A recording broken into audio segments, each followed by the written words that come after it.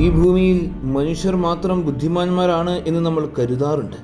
പക്ഷേ പ്രകൃതി ഒളിപ്പിച്ചു വച്ചിരിക്കുന്ന ചില ജീവികളുണ്ട്. അവരുടെ ബുദ്ധിയും കഴിവുകളും ശാസ്ത്രജ്ഞന്മാരെ പോലും ഇന്നും അത്ഭുതപ്പെടുത്തുന്നു. കടലിൻ്റെ ആഴങ്ങളിൽ ഒരു അന്യഗ്രഹ ജീവിയെപ്പോലെ ജീവിക്കുന്ന ഒരു സൃഷ്ടി. 3 ഹൃദയങ്ങൾ, നീല രക്തം, ശരീരത്തിൻ്റെ നിറവും രൂപവും നിമിഷങ്ങൾക്കുള്ളിൽ മാറാനുള്ള കഴിവ്, പൂട്ടിയിട്ട ജാറുകൾ തുറക്കുവാൻ പോലും കഴിവുള്ള ബുദ്ധി. അതെ, നീരാളിയാണത്. അതിൻ്റെ അടുത്ത് തന്നെ മറ്റൊരു വിചിത്ര ജീവിയുണ്ട്. ചെറിയൊരു കുതിരയെപ്പോലെ തോന്നിക്കുന്ന ശരീരം. പക്ഷേ പ്രകൃതിയിലെ ഏറ്റവും അത്ഭുതകരമായ രഹസ്യങ്ങളിൽ ഒന്ന്. ഇവിടെ പെൺജീവിയല്ല, ആൺജീവിയാണ് കുഞ്ഞുങ്ങളെ വയറ്റിൽ വളർത്തുന്നത്. സ്വന്തം ജീവിത പങ്കാളിയെ തിരിച്ചറിയുവാനും ചിലപ്പോൾ ജീവിതം മുഴുവൻ ഒരുമിച്ച് തുടരുവാനും ഇവയ്ക്ക് സാധിക്കും. ഇത് കടൽ കുതിരയാണ്. ഇനി നമുക്ക് ആകാശത്തിലേക്ക് നോക്കാം. സാധാരണ ഒരു കറുത്ത പക്ഷിയെപ്പോലെ തോന്നും. പക്ഷേ ഇത് മനുഷ്യരുടെ മുഖം വരെ ഓർത്തു വയ്ക്കും. ടൂളുകൾ ഉപയോഗിക്കും. ഭക്ഷണം നേടുവാൻ തന്ത്രങ്ങൾ ആസൂത്രണം ചെയ്യും. അപകടം വരുത്തുന്നവരെ വർഷങ്ങൾ കഴിഞ്ഞാലും തിരിച്ചറിയും. ഇത് കാക്കയാണ്. ഇനി ലോകത്തിലെ ഏറ്റവും തണുത്ത ഭൂഖണ്ഡത്തിലേക്ക്, മരണത്തണുപ്പും കൊടുങ്കാറ്റുകളും നിറഞ്ഞ അന്റാർട്ടിക്ക. അവിടെ ജീവിക്കുന്ന അത്ഭുതകരമായൊരു ജീവിയുണ്ട്.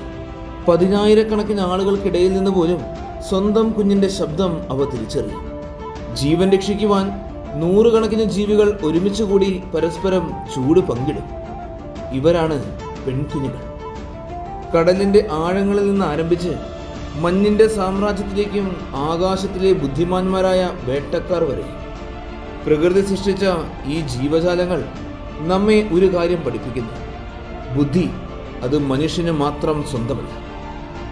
ഇന്ന് നമ്മൾ കാണാൻ പോകുന്നത് ഭൂമിയിലെ ഏറ്റവും അത്ഭുതകരമായ ജീനിയസ് ജീവികളെയാണ്.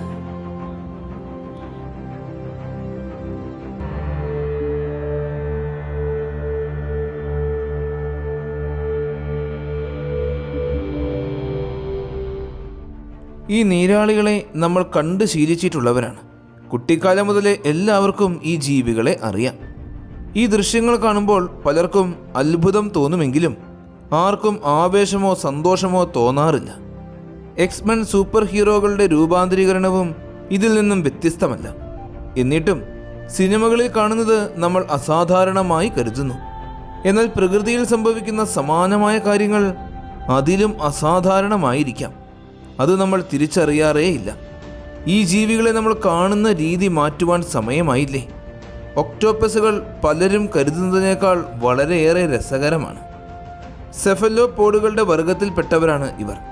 ഏകദേശം 530 ദശലക്ഷം വർഷങ്ങൾക്ക് മുമ്പ് രൂപപ്പെട്ട വളരെ പുരാതനമായ ഒരു വർഗമാണിത്. അക്കാലത്ത് മത്സ്യങ്ങളോട് സാമ്യമുള്ളതൊന്നും ഉണ്ടായിരുന്നില്ല. ഉരകങ്ങളോ സസ്തനികളോ പറയേണ്ടതുപോലുമില്ല. ഒക്ടോപ്പസിൻ്റെ ആദ്യകാല പൂർവികൻ്റെ വലിപ്പം വളരെയേറെ കുറവായിരുന്നു. ഒരു സംരക്ഷണ കവചമുണ്ടായിരുന്നു. അത് കടലിൻ്റെ അടിത്തട്ടിലൂടെ ഇഴഞ്ഞു നടന്നു.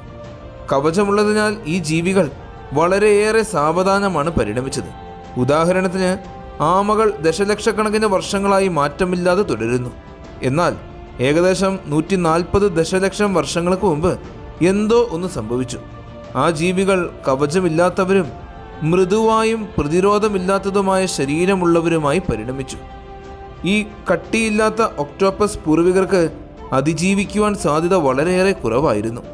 ഇതായിരുന്നു ഒരു വഴിത്തിരിവ്. ഒന്നുകിൽ സെഫാലോപോഡുകൾ വേട്ടക്കാർക്ക് എളുപ്പമുള്ള ഇരയായി പൂർണ്ണമായും നശിക്കുക, അല്ലെങ്കിൽ കൂടുതൽ വേഗതയിലും സർഗാത്മകമായും വികസിക്കാൻ തുടങ്ങുക. സെഫലോപോഡുകൾ ജീവിതത്തിനായി പോരാടാൻ തീരുമാനിച്ചു. അവരുടെ ശരീരഘടന സമൂലമായി പുനഃക്രമീകരിച്ചു. അവർ ചെയ്തത് അവിശ്വസനീയമായ വിധം കാര്യക്ഷമവും ഒട്ടും പ്രതീക്ഷിക്കാത്തതുമായിരുന്നു. ഒന്നാമതായി, ഒക്ടോപ്പസുകൾ തങ്ങളുടെ മൃദുവായ രൂപമില്ലാത്തതുമായ ശരീരത്തെ ഒരു ബലഹീനതയായിട്ടല്ല, ഒരു ശക്തിയായിട്ടാണ് മാറ്റിയത്. ചുണ്ടിലൊഴികെ ഒക്ടോപ്പസിന് കട്ടിയുള്ള ഒരു ശരീരഭാഗവും ഇല്ലാത്തതിനാൽ അതിൻ്റെ കണ്ണിനേക്കാളോ ചുണ്ടിനേക്കാളോ 1 മില്ലിമീറ്റർ മാത്രം വീതിയുള്ള ഏത് ദ്വാരത്തിലൂടെയും അതിന് ഇഴഞ്ഞു കയറുവാൻ സാധിക്കും. സ്രാവുകൾ, ഡോൾഫിനുകൾ തുടങ്ങിയ വലിയ വലിയ വേട്ടക്കാരിൽ നിന്നും രക്ഷപ്പെടുവാൻ വളരെ ഇടുങ്ങിയ വിള്ളലുകളിൽ ഒളിച്ചിരിക്കുവാൻ ഇത് ഒക്ടോപ്പസിനെ അനുവദിക്കുന്നു. അത് അതിജീവനത്തിൻ്റെ ഒരു വലിയ നേട്ടമാണ്. രണ്ടാമതായി, ഒക്ടോപ്പസുകൾ ശ്രദ്ധിക്കപ്പെടാതിരിക്കുന്നതിനു വേണ്ടി കൂടുതൽ മികച്ചൊരു മാർഗം വികസിപ്പിച്ചു. വാസ്തവത്തിൽ ഭൂമിയിൽ വേഷം മാറുന്നതിൽ ഏറ്റവും മികച്ച മൃഗങ്ങളിൽ ഒന്നാണിവ. എത്ര വേഗതയിലും അപ്രതീക്ഷിതമായിട്ടും ഇത് നിറം മാറും. നിറം മാത്രമല്ല, അതിൻ്റെ ഘടന തന്നെ മാറ്റും. അതിലുപരി ശരീര ഉപരിതലത്തിൻ്റെ ഘടനയും മാറ്റും. ഒക്ടോപ്പസ് ചുറ്റുപാടുമായി ലയിക്കുമ്പോൾ മാറ്റങ്ങൾ തൽക്ഷണം അല്ലെങ്കിൽ ഘട്ടം ഘട്ടമായി സംഭവിക്കുന്നു. ഈ മൃഗം ഒരു കൂട്ടം ആൽഗകളിൽ നിന്നോ പവിഴത്തിൽ നിന്നോ മണലിൽ നിന്നോ കല്ലിൽ നിന്നോ മറ്റെന്തെങ്കിലും നിന്നോ തിരിച്ചറിയുവാൻ കഴിയാത്ത വിധം മാറിപ്പോകും. നമ്മളിത് കണ്ടിട്ടുള്ളത് സയൻസ് ഫിക്ഷൻ സിനിമകളിൽ മാത്രമാണ്. ഈ ജീവി എന്താണ് ചെയ്യുന്നത്? ഇത് പ്രകൃതി നിയമങ്ങൾ പാലിക്കുന്നുണ്ടോ? ഇതെങ്ങനെ സാധ്യമാകും? സെഫലോപോഡിൻ്റെ വേഷം മാറൽ ക്രോമാറ്റോഫോറുകൾ എന്നറിയപ്പെടുന്ന വളരെ സങ്കീർണമായ ടിഷ്യൂക്കളെ ആശ്രയിച്ചിരിക്കുന്നു. ഇവ ഒക്ടോപ്പസിൻ്റെ ചർമ്മത്തിൽ ചിതറിക്കിടക്കുന്ന വർണ്ണങ്ങൾ നിറച്ച ചെറിയ ചെറിയ സഞ്ചികളാണ്. ഇവ ചർമ്മത്തെ സാന്ദ്രമായി മൂടുന്നു. ക്രോമാറ്റോഫോറുകളിൽ കറുപ്പ്, ചുവപ്പ് അല്ലെങ്കിൽ മഞ്ഞ വർണ്ണങ്ങൾ ഉണ്ടാകും. ഈ സഞ്ചികളെ വലയം ചെയ്തിരിക്കുന്ന റാഡിയൽ പേശികൾക്ക് കണ്ടെയ്നർ വലിച്ചു നീട്ടാനും അതുവഴി വർണ്ണം വെളിപ്പെടുത്തുവാനും കഴിയും.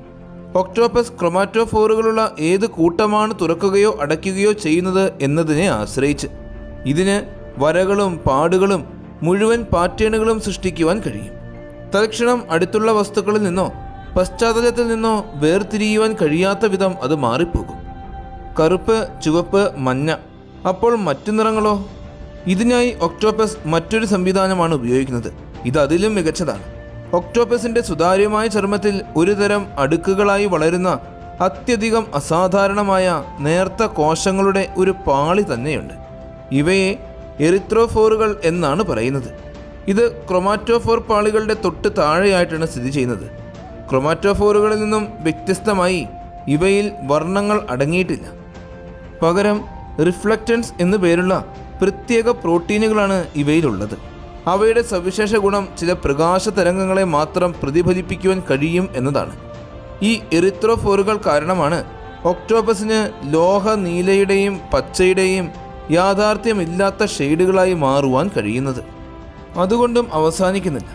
എറിത്രോഫോർ പാളിയുടെ അടിയിൽ ല്യൂക്കോഫോറുകൾ എന്നു പേരുള്ള മറ്റ് സ്വാഭാവിക റിഫ്ലക്ടറുകളുള്ള മറ്റൊരു പാളിയുണ്ട്. അവ മുഴുവൻ സ്പെക്ട്രത്തെയും പ്രതിഫലിപ്പിക്കുന്നു. അങ്ങനെ ഒരു വെളുത്ത നിറം സൃഷ്ടിക്കപ്പെടുന്നു. എറിത്രോഫോറുകളിൽ നിന്നും ല്യൂക്കോഫോറുകളിൽ നിന്നുമുള്ള പ്രതിഫലനങ്ങളെ ക്രോമാറ്റോഫോറുകളുടെ ശരിയായ പാറ്റേണുകളുമായി സംയോജിപ്പിച്ച് ഒക്ടോപ്പസിന് അതിൻ്റെ ചുറ്റുപാടുകളെ വളരെയേറെ വിശ്വസനീയമായ വിധത്തിൽ പുനഃസൃഷ്ടിക്കാൻ കഴിയുന്നു. ഇതുപോലും പൂർണ്ണമായൊരു ചിത്രമല്ല. ഒക്ടോപ്പസിൻ്റെ വേഷം മാറൽ ആയുധശാലയിൽ ഒരു യഥാർത്ഥ കോംബോയുണ്ട്.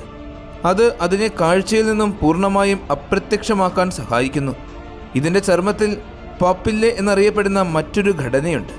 ഇത് ചർമ്മത്തിൻ്റെ ഘടന മാറ്റുവാനും ഉയരുന്നതും താഴുന്നതുമായ വരകളും മുഴകളും സൃഷ്ടിക്കുവാനും കഴിയും. അതിൽ ഒക്ടോപ്പസ് ചുറ്റുപാടിനെ നിറവും പാറ്റേണും മാത്രമല്ല, ഉപരിതല ഘടനയും അനുകരിക്കുന്നു. ഇവിടെ നിങ്ങൾക്ക് ഒരു ഒക്ടോപ്പസിനെ കാണുവാൻ സാധിക്കുന്നുണ്ടോ? എനിക്ക് കാണുവാൻ കഴിയുന്നില്ല. ആരും കാണുന്നില്ല. എന്നിട്ടും അത് നമ്മുടെ മുന്നിൽ തന്നെയുണ്ട്. ഈ ഉപകരണങ്ങളെല്ലാം ഉപയോഗിച്ച് മൃദുവായ ശരീരമുള്ള കവചമില്ലാത്ത ഒക്ടോപ്പസ് ദശലക്ഷക്കണക്കിന് വർഷങ്ങളോളമായി സമുദ്രത്തിലെ വേട്ടക്കാരെ കബളിപ്പിച്ചുകൊണ്ടേയിരിക്കുകയാണ്. ഒക്ടോപ്പസുകൾ അതിജീവനത്തിനായി അവരുടെ വേഷം മാറലിനെ മാത്രമല്ല ആശ്രയിക്കുന്നത്. അവരുടെ ശരീരം കൈകാര്യം ചെയ്യുന്ന രീതി അതിജീവനത്തിനുള്ള കൂടുതൽ ഫലപ്രദമായ ഉപകരണമാണ്. കടലിൻ്റെ അടിത്തട്ടിലൂടെ സഞ്ചരിക്കുമ്പോൾ അതിനനുസരിച്ച് വേഷം മാറുവാൻ ഒക്ടോപ്പസുകൾക്ക് നിരന്തരം പശ്ചാത്തലം നിരീക്ഷിക്കേണ്ടതുണ്ട്. തീരുമാനങ്ങൾ എടുക്കുന്നതിൽ അവർ മിന്നൽ വേഗതയുള്ളവരാണ്. ഒരു മണിക്കൂറിൽ ഒരു ഒക്ടോപ്പസിന് 177 തവണ അതിൻ്റെ വേഷം മാറാൻ കഴിയുമെന്നാണ് നിരീക്ഷണങ്ങൾ കാണിക്കുന്നത്. ഒക്ടോപ്പസിൻ്റെ വേഷം മാറ്റം പ്രതികരണ വേഗത 200 മില്ലി സെക്കൻഡ് വരെയാണ്. ഇത് മറ്റേതൊരു മൃഗത്തിൻ്റേതിനേക്കാൾ ഒരുപാടേറെ വേഗതയുള്ളതാണ്. ഒക്ടോപ്പസിന് അതിൻ്റെ ചുറ്റുപാടുകളോട് പ്രതികരിക്കുന്ന വേഗതയും നിറങ്ങൾ, പാറ്റേൺ, രൂപങ്ങൾ എന്നിവയെല്ലാം പുനർസൃഷ്ടിക്കുന്നതിലെ കൃത്യതയും പരിഗണിക്കുമ്പോൾ ഈ ജീവിക്ക് അതിശയകരമായ കാഴ്ചശക്തി ഉണ്ടോ എന്ന് സ്വാഭാവികമായും അത്ഭുതപ്പെടാം. ഒരു ജോഡി സാധാരണ കണ്ണുകൾ കൊണ്ട് ഇതിനെ എങ്ങനെ ഇത്ര നന്നായി കാണുവാനും നിറങ്ങളെല്ലാം ഇത്ര കൃത്യമായി തിരിച്ചറിയുവാനും കഴിയും? ഇവിടെ ഒരു വലിയ ആശ്ചര്യം കടന്നു വരുന്നു. നീരാളികൾക്ക് അതിൻ്റെ കണ്ണുകൾ കൊണ്ട് ഒട്ടും നിറങ്ങളെ തിരിച്ചറിയുവാൻ കഴിയില്ല. ഇത് നിറങ്ങളെ കാണുവാൻ സാധിക്കാത്ത കളർ ബ്ലൈൻഡാണ്. ഇത് എങ്ങനെ സാധ്യമാകും? കൃത്യമായി കാണുവാൻ കഴിയാത്ത നിറങ്ങൾ അതിനെങ്ങനെ പുനർസൃഷ്ടിക്കാൻ കഴിയും? ഈ ചോദ്യം ശാസ്ത്രജ്ഞന്മാർ അടുത്തിടെയാണ് ഗവേഷണം നടത്താൻ തുടങ്ങിയത്. 2015 നടത്തിയ വിശദമായ പഠനങ്ങളിൽ ചില ബോധ്യപ്പെടുത്തുന്ന ഫലങ്ങൾ കാണിച്ചു. നീരാളിയുടെ ചർമ്മത്തിൽ ഫോട്ടോ റിസെപ്റ്റർ ജീനുകൾ ഉള്ളതിനാൽ അത് പ്രകാശത്തോട് സംവേദനക്ഷമമാണെന്ന് ഗവേഷകർ കണ്ടെത്തി. ചർമ്മം ശരീരത്തിൽ നിന്നും വേർപെടുത്തിയാലും അതിന് പ്രകാശത്തോട് പ്രതികരിക്കുവാനും ക്രൊമാറ്റോഫോറുകളുടെ രൂപം മാറുവാനും കഴിയും. ഒരു ഒക്ടോപ്പസിന് അതിൻ്റെ കണ്ണുകൾ കൊണ്ട് മാത്രമല്ല, ചർമ്മം കൊണ്ടും കാണുവാൻ കഴിയുമെന്ന് ശാസ്ത്രലോകത്തിന് മനസ്സിലായി. ഇപ്പോൾ തന്നെ നമുക്ക് അത്ഭുതം തോന്നുന്നുണ്ടല്ലേ? എന്നാൽ ഒക്ടോപ്പസിൻ്റെ ഏറ്റവും അതിശയകരമായ കാര്യം ഇതൊന്നുമല്ല. നമ്മുടെ കേന്ദ്രീകൃതമായ ശ്രേണിയിലുള്ള നാഡീവ്യവസ്ഥയെ നമ്മൾ നിസ്സാരമായിട്ടാണ് കാണുന്നത്. നിങ്ങളുടെ തലയോട്ടിക്കുള്ളിലുള്ളതിന് പുറമെ നിങ്ങളുടെ ഓരോ കൈയിലും കാലിലും അതിൻ്റേതായ തലച്ചോറുകളുണ്ട് എന്ന് സങ്കല്പിക്കുക. ഈ 4 തലച്ചോറുകളും കേന്ദ്ര നാഡീവ്യവസ്ഥയിൽ നിന്നും പൂർണ്ണമായും വ്യത്യസ്തരാണ്. അവയ്ക്ക് സ്വന്തമായി തീരുമാനങ്ങൾ എടുക്കാൻ കഴിയും. കാലുകൾ ഇഷ്ടമുള്ളിടത്തേക്ക് പോകുന്നു. കൈകൾ ആവശ്യമുള്ളതെന്തും തേടിപ്പിടിക്കുന്നു. യഥാർത്ഥത്തിൽ അവർക്ക് ഇഷ്ടമുള്ളതെന്തും ചെയ്യുന്നു. 5 തലച്ചോറുകൾ ഉപയോഗിച്ച് ചിന്തിക്കുന്നത് എങ്ങനെയായിരിക്കുമെന്ന് നിങ്ങൾക്ക് സങ്കല്പിക്കാൻ സാധിക്കുന്നുണ്ടോ? അത്തരമൊരു സങ്കീർണമായ ശാരീരിക ഘടനയിൽ ഏറ്റവും ശ്രദ്ധേയമായ പ്രേരണകൾ എങ്ങനെ കൈകാര്യം ചെയ്യപ്പെടും? നിങ്ങളുടെ ബോധത്തിൻ്റെ ഉത്തരവാദി ഏത് ഭാഗമായിരിക്കും? ഒരുപക്ഷെ അത്തരമൊരു ജീവിയിൽ ഒരേ സമയം 5 വ്യക്തികൾ ജീവിക്കുന്നുണ്ടാകുമോ? ഇതൊരു നല്ല ഹോളിവുഡ് സിനിമയുടെ കഥ പോലെ തോന്നുന്നുണ്ടല്ലേ? എന്നാൽ യാഥാർത്ഥ്യം സിനിമയേക്കാളും ആവേശകരമാണ്. ഒരു ഒക്ടോപ്പസിന് 3 ഹൃദയങ്ങളുണ്ട് എന്ന് നമ്മളെല്ലാവരും കേട്ടിട്ടുണ്ട്. ശരീരത്തിലുടനീളം രക്തം പമ്പ് ചെയ്യുന്ന ഒരു പ്രധാന ഹൃദയമുണ്ട്. മറ്റു 2 എണ്ണം ചെകിളകളിലൂടെ മാത്രം രക്തം പമ്പ് ചെയ്യുവാൻ പ്രത്യേകമായി ഉപയോഗിക്കുന്നവയാണ്.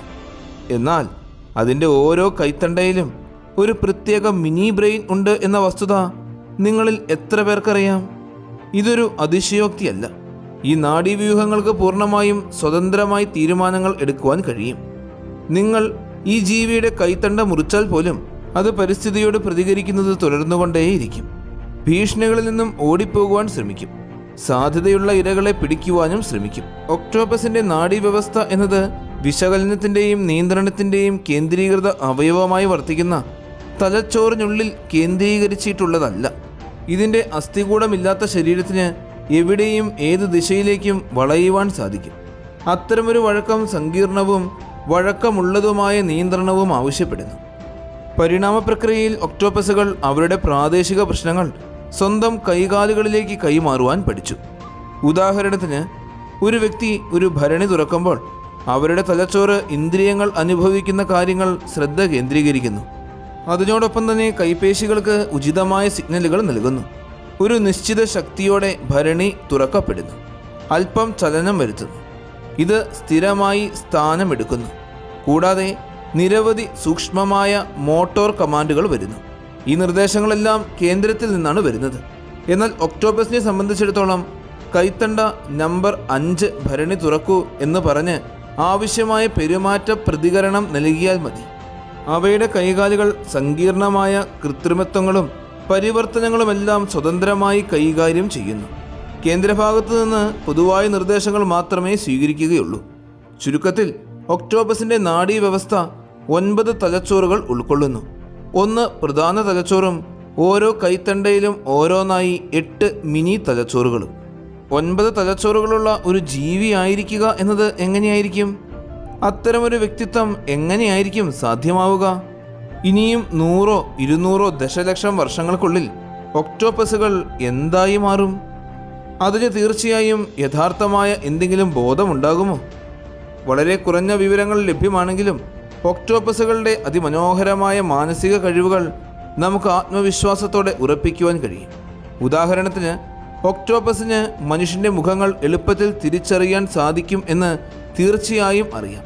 പ്രൈമേറ്റുകൾ, ഡോൾഫിനുകൾ, ചില കക്കവർഗ്ഗങ്ങൾ എന്നിവയ്ക്ക് മാത്രമേ ഇത് ചെയ്യാൻ കഴിയൂ എന്നാണ് നമ്മൾ മുൻപ് വിശ്വസിച്ചിരുന്നത്.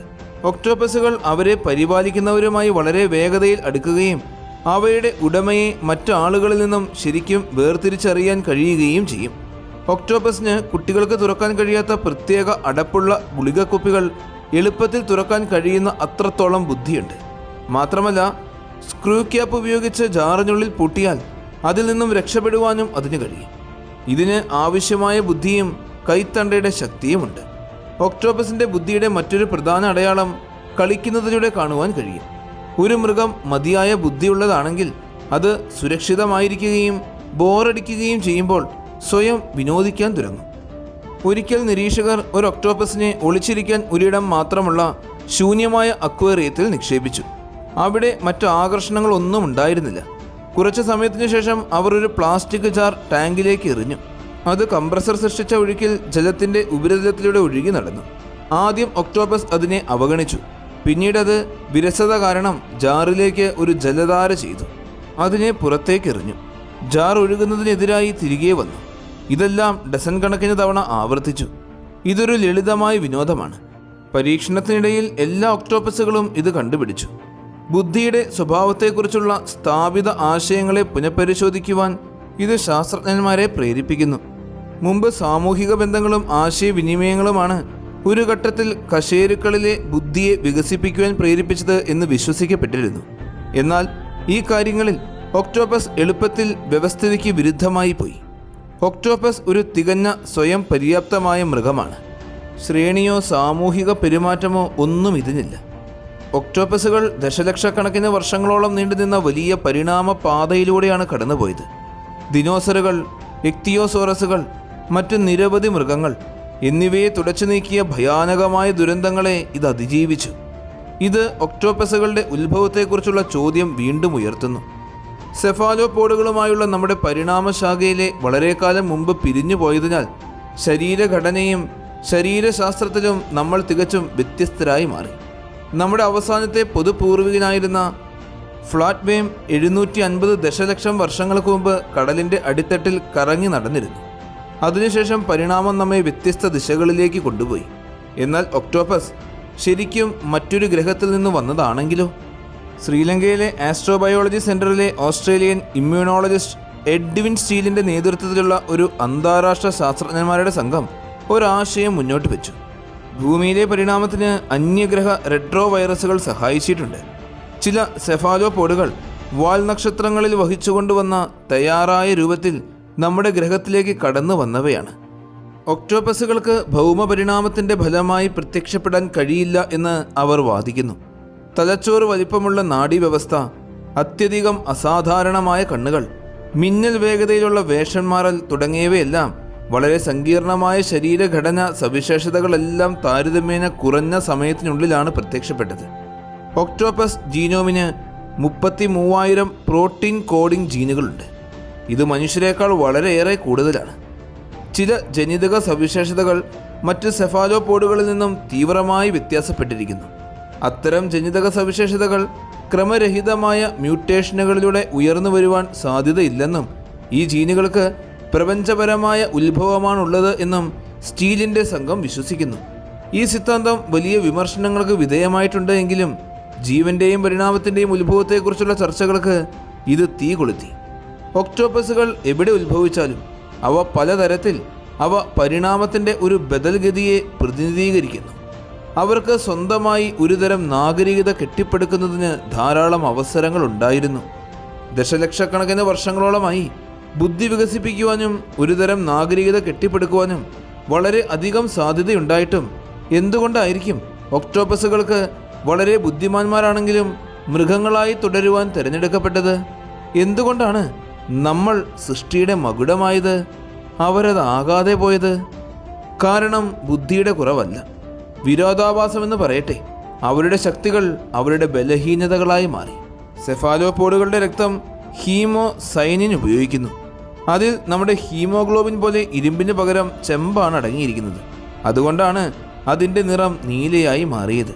അത്തരത്തിലുള്ള രക്തത്തിന് ഓക്സിജൻ എത്തിക്കുന്നതിൽ കാര്യക്ഷമത വളരെയേറെ കുറവാണ്. അതിനാൽ പല സങ്കീർണ ജോലികൾക്കും ഒക്ടോപ്പസുകൾക്ക് ഓക്സിജൻ്റെ കുറവുണ്ട്. അവരുടെ സാമൂഹിക സ്വയം പര്യാപ്തതയും ഏകാന്ത ജീവിതശൈലിയും ഒക്ടോപ്പസുകൾക്ക് ഒരു ക്രൂരമായ തമാശയായി മാറി. കൂട്ടമായി ജീവിക്കാത്തതിനാൽ അവർ ഒരു തലമുറയിൽ നിന്നും അടുത്ത തലമുറയിലേക്ക് തങ്ങളുടെ അനുഭവങ്ങൾ കൈമാറ്റം ചെയ്യുന്നില്ല. ഒക്ടോപ്പസിൻ്റെ ആയുസ് 5 വർഷത്തിൽ കവിയാറില്ല. ശരാശരി 1-3 വർഷം മാത്രമാണ്. അതുകൊണ്ട് തന്നെ ഓരോ തലമുറയും ഈ ലോകത്തെക്കുറിച്ച് തുടക്കം മുതൽ പഠിക്കേണ്ടി വരുന്നു. ഈ ഘടനകൾ ഇല്ലായിരുന്നുവെങ്കിൽ സെഫാലോപോഡുകൾക്കും അവയുടെ ബന്ധുക്കൾക്കും ശ്രദ്ധേയമായ ബുദ്ധിയുള്ളവരായി മാറുവാൻ കഴിയുമായിരുന്നു. ഒരു ദിവസം കരയിലെ ഇരുപാദ രാജാക്കന്മാരായി മാറിയ നമ്മൾ കടലിലെ 8 കാലുകളുള്ള രാജാക്കന്മാരുടെ നാഗരികതയെ അഭിമുഖീകരിക്കേണ്ടി വന്നേനെ. അല്ലെങ്കിൽ ഈ 2 കൂട്ടരും ചേർന്ന് എക്കാലത്തെയും മഹത്തായ അന്തർനാഗരിക സഖ്യം കെട്ടിപ്പടുത്തേനെ. ഒക്ടോപ്പസുകളെക്കുറിച്ചുള്ള ഈ പഠനം നമ്മെ എത്തിക്കുന്നത് ലളിതമെങ്കിലും വിസ്മയിപ്പിക്കുന്ന ഒരു തിരിച്ചറിവിലേക്കാണ്. ബുദ്ധി എന്ന പ്രതിഭാസം പ്രകൃതിയിൽ പല രൂപത്തിലും ഭാവത്തിലും പ്രത്യക്ഷപ്പെടാം. കശേരുകികളായ നമ്മൾ മനുഷ്യർക്ക് ഒരു കേന്ദ്രീകൃത തലച്ചോറാണുള്ളത് എങ്കിൽ ഒക്ടോപ്പസുകൾ വികേന്ദ്രീകൃതമായ ബുദ്ധിയുടെ ഉത്തമ ഉദാഹരണങ്ങളാണ്. അവയുടെ ശരീരഘടനയും അതിജീവന തന്ത്രങ്ങളുമെല്ലാം നമുക്ക് അന്യഗ്രഹ ജീവികളെ പോലെ തോന്നിയേക്കാം. പക്ഷേ അവ ദശലക്ഷക്കണക്കിന് വർഷങ്ങളോളമായി നമ്മുടെ സമുദ്രത്തിനുള്ളിൽ ജീവിക്കുന്നവയാണ്. ആയുസ് കുറവായതുകൊണ്ട് അറിവ് തലമുറകളിലേക്ക് കൈമാറുവാൻ കഴിയാത്തത് കൊണ്ടും മാത്രമാണ് അവ ഒരു നാഗരികതയായി വളരാത്തത്. നമ്മുടെ ഭൂമിയിലെ ജീവൻ്റെ വൈവിധ്യത്തെക്കുറിച്ച് നമ്മൾ അത്ഭുതപ്പെടേണ്ടിയിരിക്കുന്നു. ബുദ്ധി എന്നത് നമ്മൾ മനുഷ്യർക്ക് മാത്രം അവകാശപ്പെട്ട ഒന്നല്ല എന്ന് മനസ്സിലാക്കുവാനും ഒക്ടോപ്പസുകൾ നമ്മെ പഠിപ്പിക്കുന്നു. ഒരുപക്ഷെ നമ്മൾ പ്രപഞ്ചത്തിൽ അന്യഗ്രഹ ജീവികളെ തിരയുമ്പോൾ അവ ഇതുപോലെ നമുക്ക് സങ്കല്പിക്കാൻ പോലും കഴിയാത്ത രീതിയിലുള്ള ശരീരഘടനകളുള്ളവരായിരിക്കാം. നമ്മുടെ ഈ ഭൂമിയിൽ മറ്റൊരു ഗ്രഹത്തിൽ നിന്നാണ് വന്നത് എന്ന് തോന്നിപ്പിക്കുന്ന ഒരു ജീവിയുണ്ട്. കാണാൻ കുതിരയെപ്പോലെ തല, ഓന്തിനെ പോലെ കറങ്ങുന്ന കണ്ണുകൾ, കുരങ്ങിനെ പോലെ ചുറ്റിപ്പിടിക്കുവാൻ കഴിയുന്ന വാല്, കൂടാതെ കങ്കാരുവിനെ പോലെ കുഞ്ഞുങ്ങളെ ചുവക്കുന്ന ഒരു സഞ്ചി. പ്രകൃതിയുടെ വിചിത്രമായ ഈ കൂട്ടിച്ചേർക്കലുകളെ നമ്മൾ വിളിക്കുന്നത് കടൽ കുതിരകൾ എന്നാണ്. ആദ്യത്തെ കടൽ കുതിരകൾ ഏറ്റവും കുറഞ്ഞത് 13 ദശലക്ഷം വർഷങ്ങൾക്ക് മുമ്പെങ്കിലും ഭൂമിയിൽ പ്രത്യക്ഷപ്പെട്ടു. പാലിയോളജിസ്റ്റുകൾ പറയുന്നതനുസരിച്ച് അവയുടെ ഏറ്റവും പഴക്കമേറിയ ഫോസിലുകൾക്ക് കൃത്യമായി അത്രത്തോളം പഴക്കമുണ്ട്. ഹിമാലയം, ആൽപ്സ് തുടങ്ങിയ പർവ്വതനിരകൾ രൂപപ്പെട്ട കാലഘട്ടമായിരുന്നു അത്. കൂടാതെ മനുഷ്യവംശത്തിന് ജന്മം നൽകിയ ഹോമോ ആൻഡിസെസൻ വംശം പ്രത്യക്ഷപ്പെടുന്നത് 12 ദശലക്ഷം വർഷങ്ങൾ കൂടെ ബാക്കിയുണ്ടായിരുന്നു. പല വർഷങ്ങളായി പാലിയോ ഇത്തിയോളജിസ്റ്റുകൾ കടൽ കുതിരകളുടെ ഉത്ഭവത്തെയും പരിണാമത്തെയും കുറിച്ച് അത്ഭുതപ്പെട്ടുകൊണ്ടേയിരിക്കുകയാണ്. മുൻപ് അവയുടെ ഉത്ഭവം ഒരു നിഗൂഢമായി കണക്കാക്കപ്പെട്ടിരുന്നു എങ്കിലും സമീപകാലത്ത് ഈ മേഖലയിൽ ഗണ്യമായ പുരോഗതി ഉണ്ടായിട്ടുണ്ട്. 13 ദശലക്ഷം വർഷങ്ങൾക്ക് മുമ്പ് തന്നെ ഈ മത്സ്യങ്ങൾ ആധുനികമായവയെ പോലെ കാണപ്പെട്ടിരുന്നു എന്ന് ഫോസിലുകൾ കാണിക്കുന്നു. അതിനർത്ഥം അവ വളരെ മുൻപ് തന്നെ ഉത്ഭവിക്കുകയും പരിണമിക്കുകയും ചെയ്തിട്ടുണ്ട് എന്ന് തന്നെയാണ്. ന്യൂക്ലിയർ, മൈറ്റോകോൺട്രിയൽ DNA എന്നിവയിൽ നടത്തിയ നിരവധി ജനിതക പഠനങ്ങൾ 25 ദശലക്ഷം വർഷങ്ങൾക്ക് മുമ്പ് പൈപ്പ് ഹോഴ്സ് എന്ന ജീവിയിൽ നിന്നാണ് കടൽ കുതിരകൾ പരിണമിച്ചത് എന്ന സിദ്ധാന്തത്തെ തെളിയിക്കുന്നു. തീർച്ചയായും പൈപ്പ് ഹോഴ്സിനെ മാനസികമായി ഒരു ചെസ് കുതിരയുടെ രൂപത്തിലേക്ക് വളച്ചാൽ അതിൻ്റെ വാലിലെ ചിറകുകൾ ഒഴിവാക്കി ബാക്കിയുള്ള ഭാഗം മുഴുവൻ ഒരു സ്പ്രിങ് പോലെ ചുരുട്ടിയാൽ മുഖത്ത് കൂടുതൽ മുള്ളുകൾ കൂട്ടിച്ചേർത്ത് വെച്ച് കഴിഞ്ഞാൽ നമുക്കൊരു സാധാരണ കടൽ കുതിരയെ ലഭിക്കും. അതിൻ്റെ പരിണാമത്തിനിടയിൽ പൈപ്പ് ഹോഴ്സ് ഇതിനോടകം ചുരുണ്ട വാലും അല്പം വളഞ്ഞ ശരീരവുമുള്ള പൈപ്പ് ഫിഷിൽ നിന്നും വേർപെട്ടതാകാം. അത് പിന്നീട് സാധാരണ കടൽ കുതിരകൾക്ക് ജന്മം നൽകി. ഏറ്റവും ആധുനികമായ രീതികൾ ഉപയോഗിച്ചുള്ള ഗവേഷണങ്ങൾ ഈ സിദ്ധാന്തം പൂർണ്ണമായും തെളിയിക്കുന്നു. അതിനാൽ കടൽ കുതിരകളുടെ സാങ്കല്പികമായ അന്യഗ്രഹ ഉത്ഭവം ശാസ്ത്രം പൂർണ്ണമായും പൊളിച്ചെഴുതിയ മനോഹരമായൊരു മിഥ്യ മാത്രമാണ്. എന്നാൽ ഈ വിചിത്രമായ പ്രത്യുൽപാദന രീതി എവിടെ നിന്ന് വന്നു? എല്ലാറ്റിനും ഉപരി കടൽ കുതിരകളുടെ പൂർവികരായ പൈപ്പ് ഹോഴ്സുകൾ ഏറ്റവും സാധാരണമായ രീതിയിലാണ് പ്രജനനം നടത്തിയിരുന്നത്. എന്നാൽ കടൽ കുതിരകളിൽ ആൺവർഗമാണ് കുഞ്ഞുങ്ങളെ ചുമക്കുന്നത്. അതും വളരെ രസകരമായൊരു കഥയാണ്. കടൽ കുതിരകൾ ഉഷ്ണമേഖല, ഉപോഷ്ണമേഖല സമുദ്രങ്ങളിലെ ആഴം കുറഞ്ഞ തീരപ്രദേശങ്ങളിലാണ് ജീവിക്കുന്നത്. തണുത്ത വെള്ളം അവയ്ക്ക് യഥാർത്ഥത്തിൽ ഹാനികരമാണ്. ഏകദേശം 50 സ്പീഷീസുകൾ കടൽ കുതിരകളുണ്ട്. ഓരോന്നിനും സവിശേഷമായ രൂപവും നിറവും സ്വഭാവവുമെല്ലാമാണ്. അവയെ സവിശേഷമാക്കുന്നത് വിവിധ മൃഗങ്ങളുടെ ശരീരഭാഗങ്ങൾ അവയിൽ സംയോജിച്ചിരിക്കുന്നു എന്നതിനാലാണ്. കടൽ ജീവികളുടേത് മാത്രമല്ല, ഇവയുടെ തല കുതിരയോട് സാമ്യമുള്ളതാണ്. പക്ഷേ ഉറുമ്പുതീനിയെ പോലെ കൂർത്ത വായുണ്ട്. 360 ഡിഗ്രി കാഴ്ചയും വെവ്വേറെ കണ്ണുകളും പരിസ്ഥിതിയുമായി ലയിക്കുവാനുള്ള കഴിവും കടൽ കുതിരകൾ ഓന്തുമായി പങ്കിടുന്ന സവിശേഷതകളാണ്. കുഞ്ഞുങ്ങളെ ചുവക്കുവാനുള്ള സഞ്ചി കങ്കാരുവിൻ്റേതിന് സമാനമാണ്. കൂടാതെ സസ്യങ്ങളിൽ ചുറ്റിപ്പിടിക്കുവാൻ ഉപയോഗിക്കുന്ന ചുരുണ്ട വാല് ചില കുരങ്ങുവർഗ്ഗങ്ങളെ നമ്മെ ഓർമ്മപ്പെടുത്തും. പ്രകൃതിയുടെ അത്ഭുതം എന്നല്ലാതെ ഇതിനെ എന്ത് വിശേഷിപ്പിക്കാൻ സാധിക്കും? മത്സ്യങ്ങളുടെ നിലവാരം വെച്ച് നോക്കിയാൽ കടൽക്കുതിരകൾ വളരെ മോശമായും സാവധാനവുമാണ് നീന്തുന്നത്. ഇക്കാരണത്താൽ അവ പ്രധാനമായും ഒരു സ്ഥലത്ത് തന്നെ ഒതുങ്ങിക്കൂടി ജീവിക്കുന്നവരാണ്. സസ്യങ്ങളിൽ വാല് ചുറ്റിപ്പിടിച്ച് അവയുമായി ലയിച്ചു ചേർന്ന് ഇരയ്ക്കായി കാത്തിരിക്കുന്നു. ഇത് വലിയ വേട്ടക്കാരുടെ ശ്രദ്ധയിൽ പെടാതിരിക്കാനും സഹായിക്കുന്നു. അതുകൊണ്ടാണ് ലോക സമുദ്രങ്ങളിലെ ആഴം കുറഞ്ഞ പുല്ല് നിറഞ്ഞ പ്രദേശങ്ങളിൽ ഇവ ജീവിക്കുന്നത്. അവിടെ കുത്തനെ നീന്തുന്നത് പരിസ്ഥിതിയുമായി ഒളിച്ചു നിൽക്കുവാൻ ഒരു ഗുണമാണ്. ലംബമായി വളരുന്ന പുല്ലുകൾക്കും പവിഴപ്പുറ്റുകൾക്കും ഇടയിൽ ഇത്തരത്തിൽ കുത്തനെ നിൽക്കുന്ന മത്സ്യങ്ങൾക്ക് എളുപ്പത്തിൽ മറഞ്ഞിരിക്കുവാൻ സാധിക്കും. സാധാരണയായി കടൽക്കുതിരകൾ 4 മുതൽ 5 വർഷക്കാലം വരെയാണ് ജീവിക്കുന്നത്. കടൽക്കുതിരകൾ കൂട്ടമായി ജീവിക്കുന്നു എങ്കിലും അവയെ സ്കൂളിംഗ് ഫിഷ് എന്ന് വിളിക്കാനാകില്ല. അവ തനിയെ നീന്തുകയും വേട്ടയാടുകയും ചെയ്യുന്നവരാണ്. എന്നാൽ ജോഡികളായി പ്രജനനം നടത്തുന്നു. കടൽക്കുതിരകൾ ഒരു പങ്കാളിയെ തിരഞ്ഞെടുത്തു കഴിഞ്ഞാൽ മിക്കവാറും ജീവിതകാലം മുഴുവനും അവ വേർപിരിയുകയേയില്ല. ഒരുപക്ഷെ ഇത് ഏറ്റവും കൃത്യമായി താരതമ്യമില്ലാത്തതായിരിക്കാം. പക്ഷേ കടൽക്കുതിരകളുടെ കോളനികളും ജീവിത രീതിയും മത്സ്യങ്ങളുടേതല്ല. മറിച്ച് നിങ്ങൾ വിശ്വസിക്കില്ല, നമ്മൾ മനുഷ്യരുടേത് തന്നെയാണ്. നമ്മളും കോളനികളായി, അതായത് നഗരങ്ങളിലും പട്ടണങ്ങളിലുമാണ് താമസിക്കുന്നത്. ഓരോ വ്യക്തിയും പ്രത്യേകം താമസിക്കുന്നു, അല്ലെങ്കിൽ ഒരു പങ്കാളിയെ കണ്ടെത്തുന്നു. കടൽക്കുതിരകൾക്കും സമാനമായ ജീവിത രീതിയാണുള്ളത്. നട്ടെല്ലുള്ള ജീവികളിൽ ആൺവർഗം ഗർഭം ധരിക്കുകയും പ്രസവിക്കുകയും ചെയ്യുന്ന ഏക ജീവിയാണ് കടൽക്കുതിര. പല മൃഗങ്ങളിലും അച്ഛൻ മുട്ടകൾ സംരക്ഷിക്കുകയും കുഞ്ഞുങ്ങൾക്ക് ഭക്ഷണം നൽകുകയും ചെയ്യാറുണ്ട്. എന്നാൽ കടൽക്കുതിരകളിൽ മാത്രമേ ആണുങ്ങൾ ഗർഭപാത്രത്തിന് സമാനമായ സഞ്ചിയിൽ മുട്ടകൾ ചുവക്കുകയും പ്രസവിക്കുകയും ചെയ്യുന്നുള്ളൂ. അതിരാവിലെ ആൺകടൽക്കുതിരകൾ ഒരു ആചാരപരമായ നൃത്തം ചെയ്യുന്നു. ഓരോ ആണും താൻ തെരഞ്ഞെടുത്ത പെൺകുതിരയ്ക്ക് ചുറ്റും നീന്തി പ്രജനനത്തിന് തയ്യാറാവുകയാണ് ചെയ്യുന്നത്. ഇണചേരുന്ന സമയത്ത് ആണിൻ്റെ പുറന്തോടും നെഞ്ചും കറുത്ത നിറമുള്ളതായി മാറുന്നു.